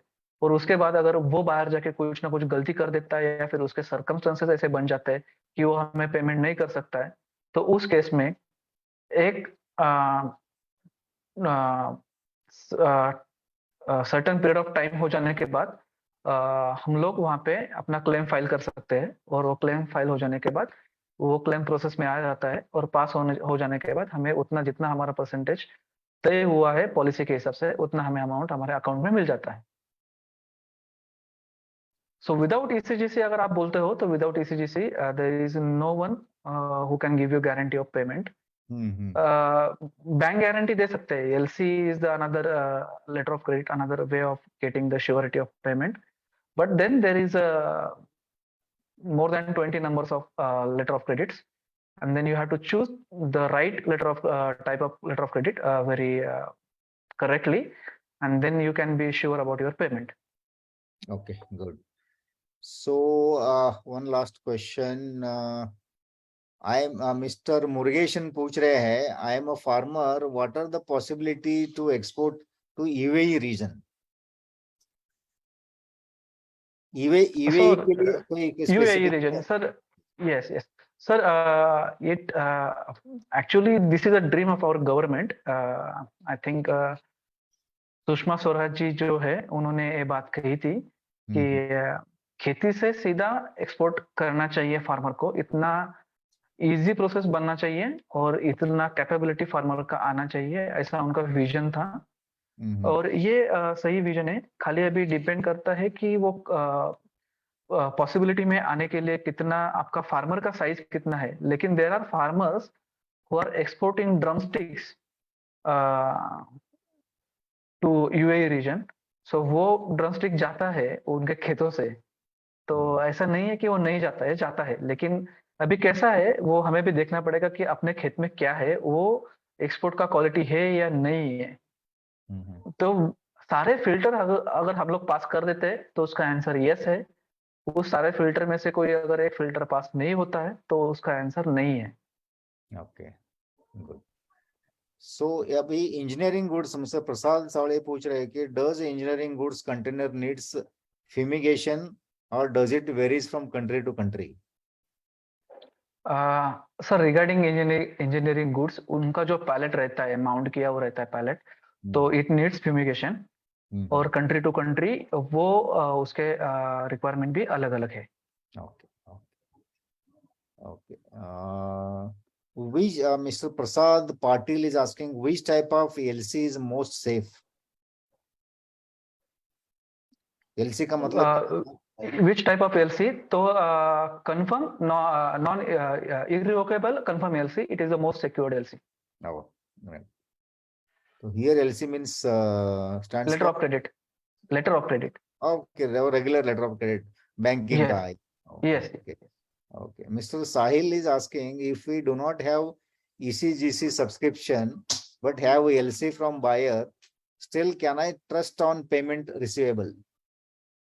Yes, it depends on which kind of LC you have. Mhm.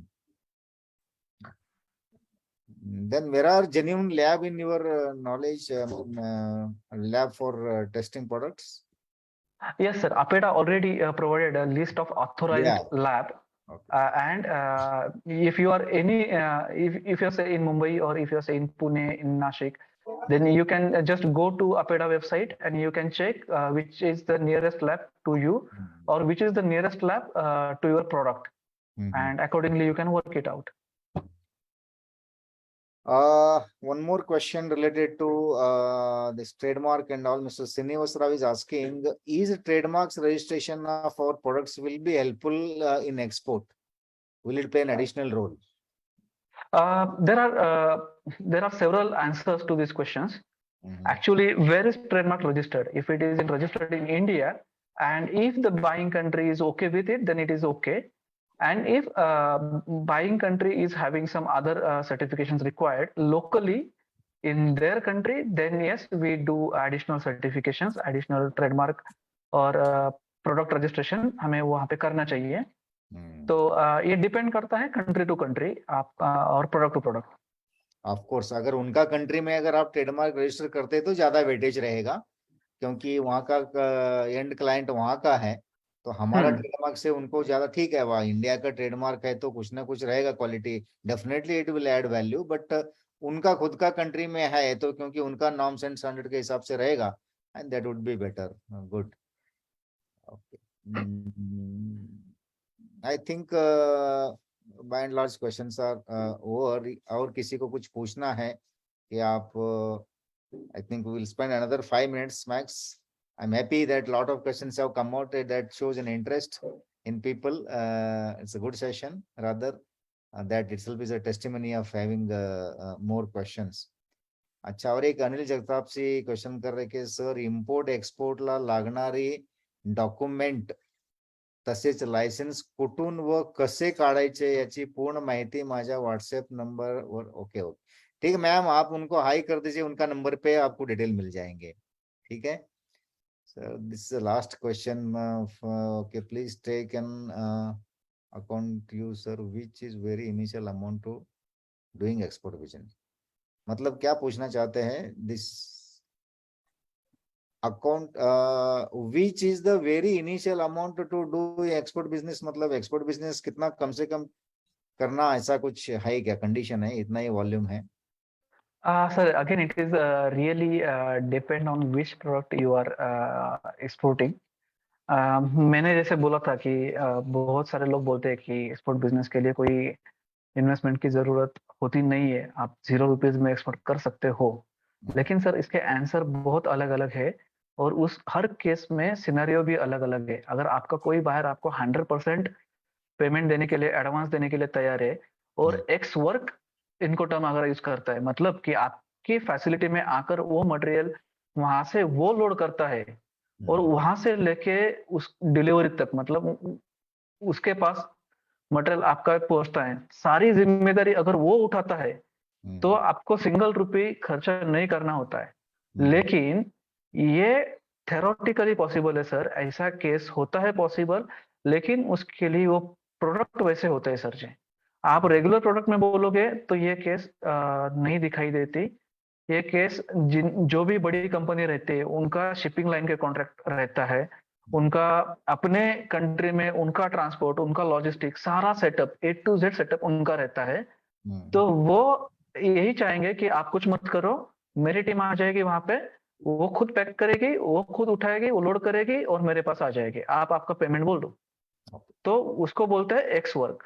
उस केस में आपको नहीं लगता है, लेकिन उस केस में सामने वाली कंपनी भी वैसी होनी चाहिए सर जी। रेगुलर प्रोडक्ट में ऐसा नहीं मिलेगा आपको। चलिए, और एक क्वेश्चन पूछ रहे हैं कि वो minimum quantity, maximum quantity, product wise it is very difficult. See there are thousands and thousands of product, और एक सिंगल प्रोडक्ट का within spice, okay, there is a clove, there is cinnamon, ऐसा वो बोल नहीं सकते हैं, आपको फाइंड आउट करना पड़ेगा। उन्होंने वेबसाइट्स दिए हैं, क्योंकि I just on behalf of him I am just putting this across. somebody has asked what is minimum quantity export of a particular spice. So it is very difficult to talk on individual one small micro product level, okay? But anyway, if you connect with him, what best possible he will help you, okay? Friends, we should have a very valid question, and then that will be more useful. But if it is very, very micro level, and my request is please connect him separately, okay? How to find export buyer, already उन्होंने बहुत ही बेहतरीन तरीके से explain किया है कि आपको exhibitions attend करने हैं बायर सेलर के, क्योंकि इंडिया में भी जो एग्जीबिशन होते हैं जहाँ पे फॉरेन लोगों का इन्वॉल्वमेंट रहता है, वहाँ पे आपका प्रोडक्ट डिस्प्ले होता है, आप उनको कनेक्ट कर सकते हैं। ये जो एग्जीबिशंस होते हैं, कॉन्क्लेव्स होते हैं, एंड बायर सेलर मार्केट ये प्रोग्राम्स होते रहते हैं। There is an facilitating business in other countries for the product sourced from another country, which means you need to nowadays, Mr. Srinivas Rao is asking, nowadays Amazon is facilitating business in other countries for the products sourced from another country, which means you need to have to stock the product or have a physical office. Can we share your views on this kind of model business?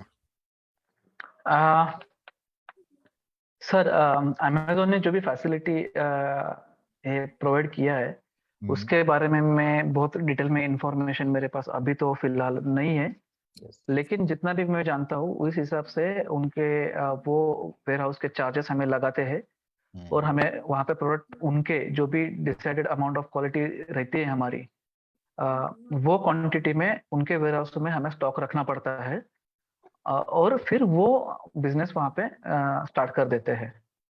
तो उसके लिए charges और terms conditions भी है Amazon के, लेकिन detail में मेरे पास अभी तो जानकारी उसकी नहीं है।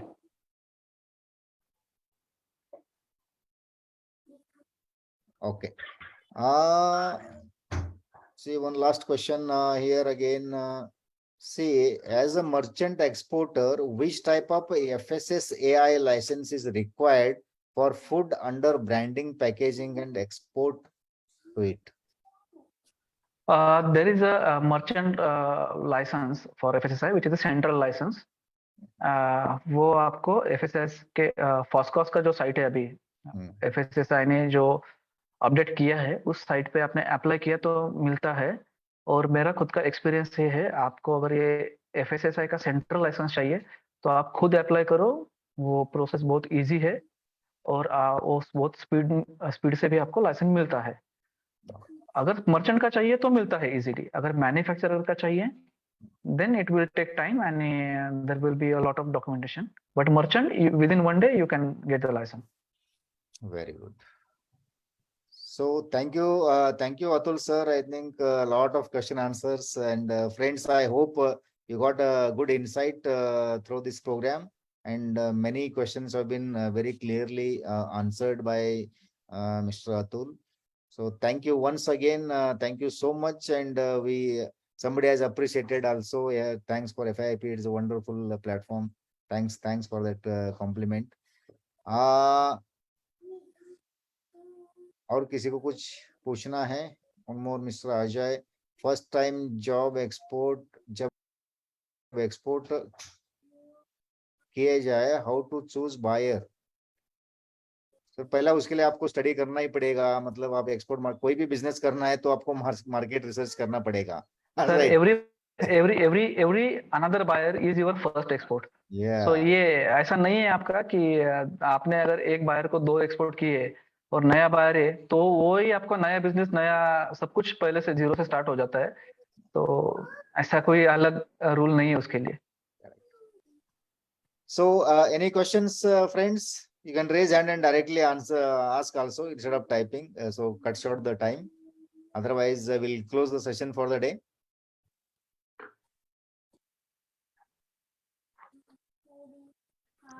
Okay. Okay. Do we have any freebies for MSME, sir? Do we have any freebies for? उन्होंने अच्छी तरह ऑलरेडी बताया, आप MSME को आप अगर रजिस्टर हो जाते हैं तो somebody has asked some incentive and all. तो incentives, freebies, वो MSME आप रजिस्टर करने के बाद आपको डेफिनेटली उसके बारे में पता चलेगा. Okay. Anything else? Okay, friends. Thank you. Thank you so very much for your valuable time. Please do connect and आप अगर मेंबरशिप में आ जाते हैं तो आप कंटिन्यूस कनेक्ट हो सकते हैं, आप कंटिन्यूस अपडेट मिल सकता है.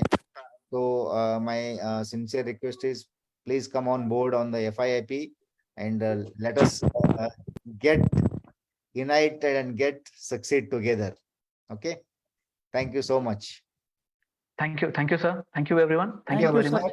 So Thank you from very much, all sir. of on behalf of all of you, I thanks Mr. Atul for this wonderful session as well. Okay, thank you. Thank you, sir. Thank you. Thank you very much. Thank you, sir. Thank you very much. So over to Navnath.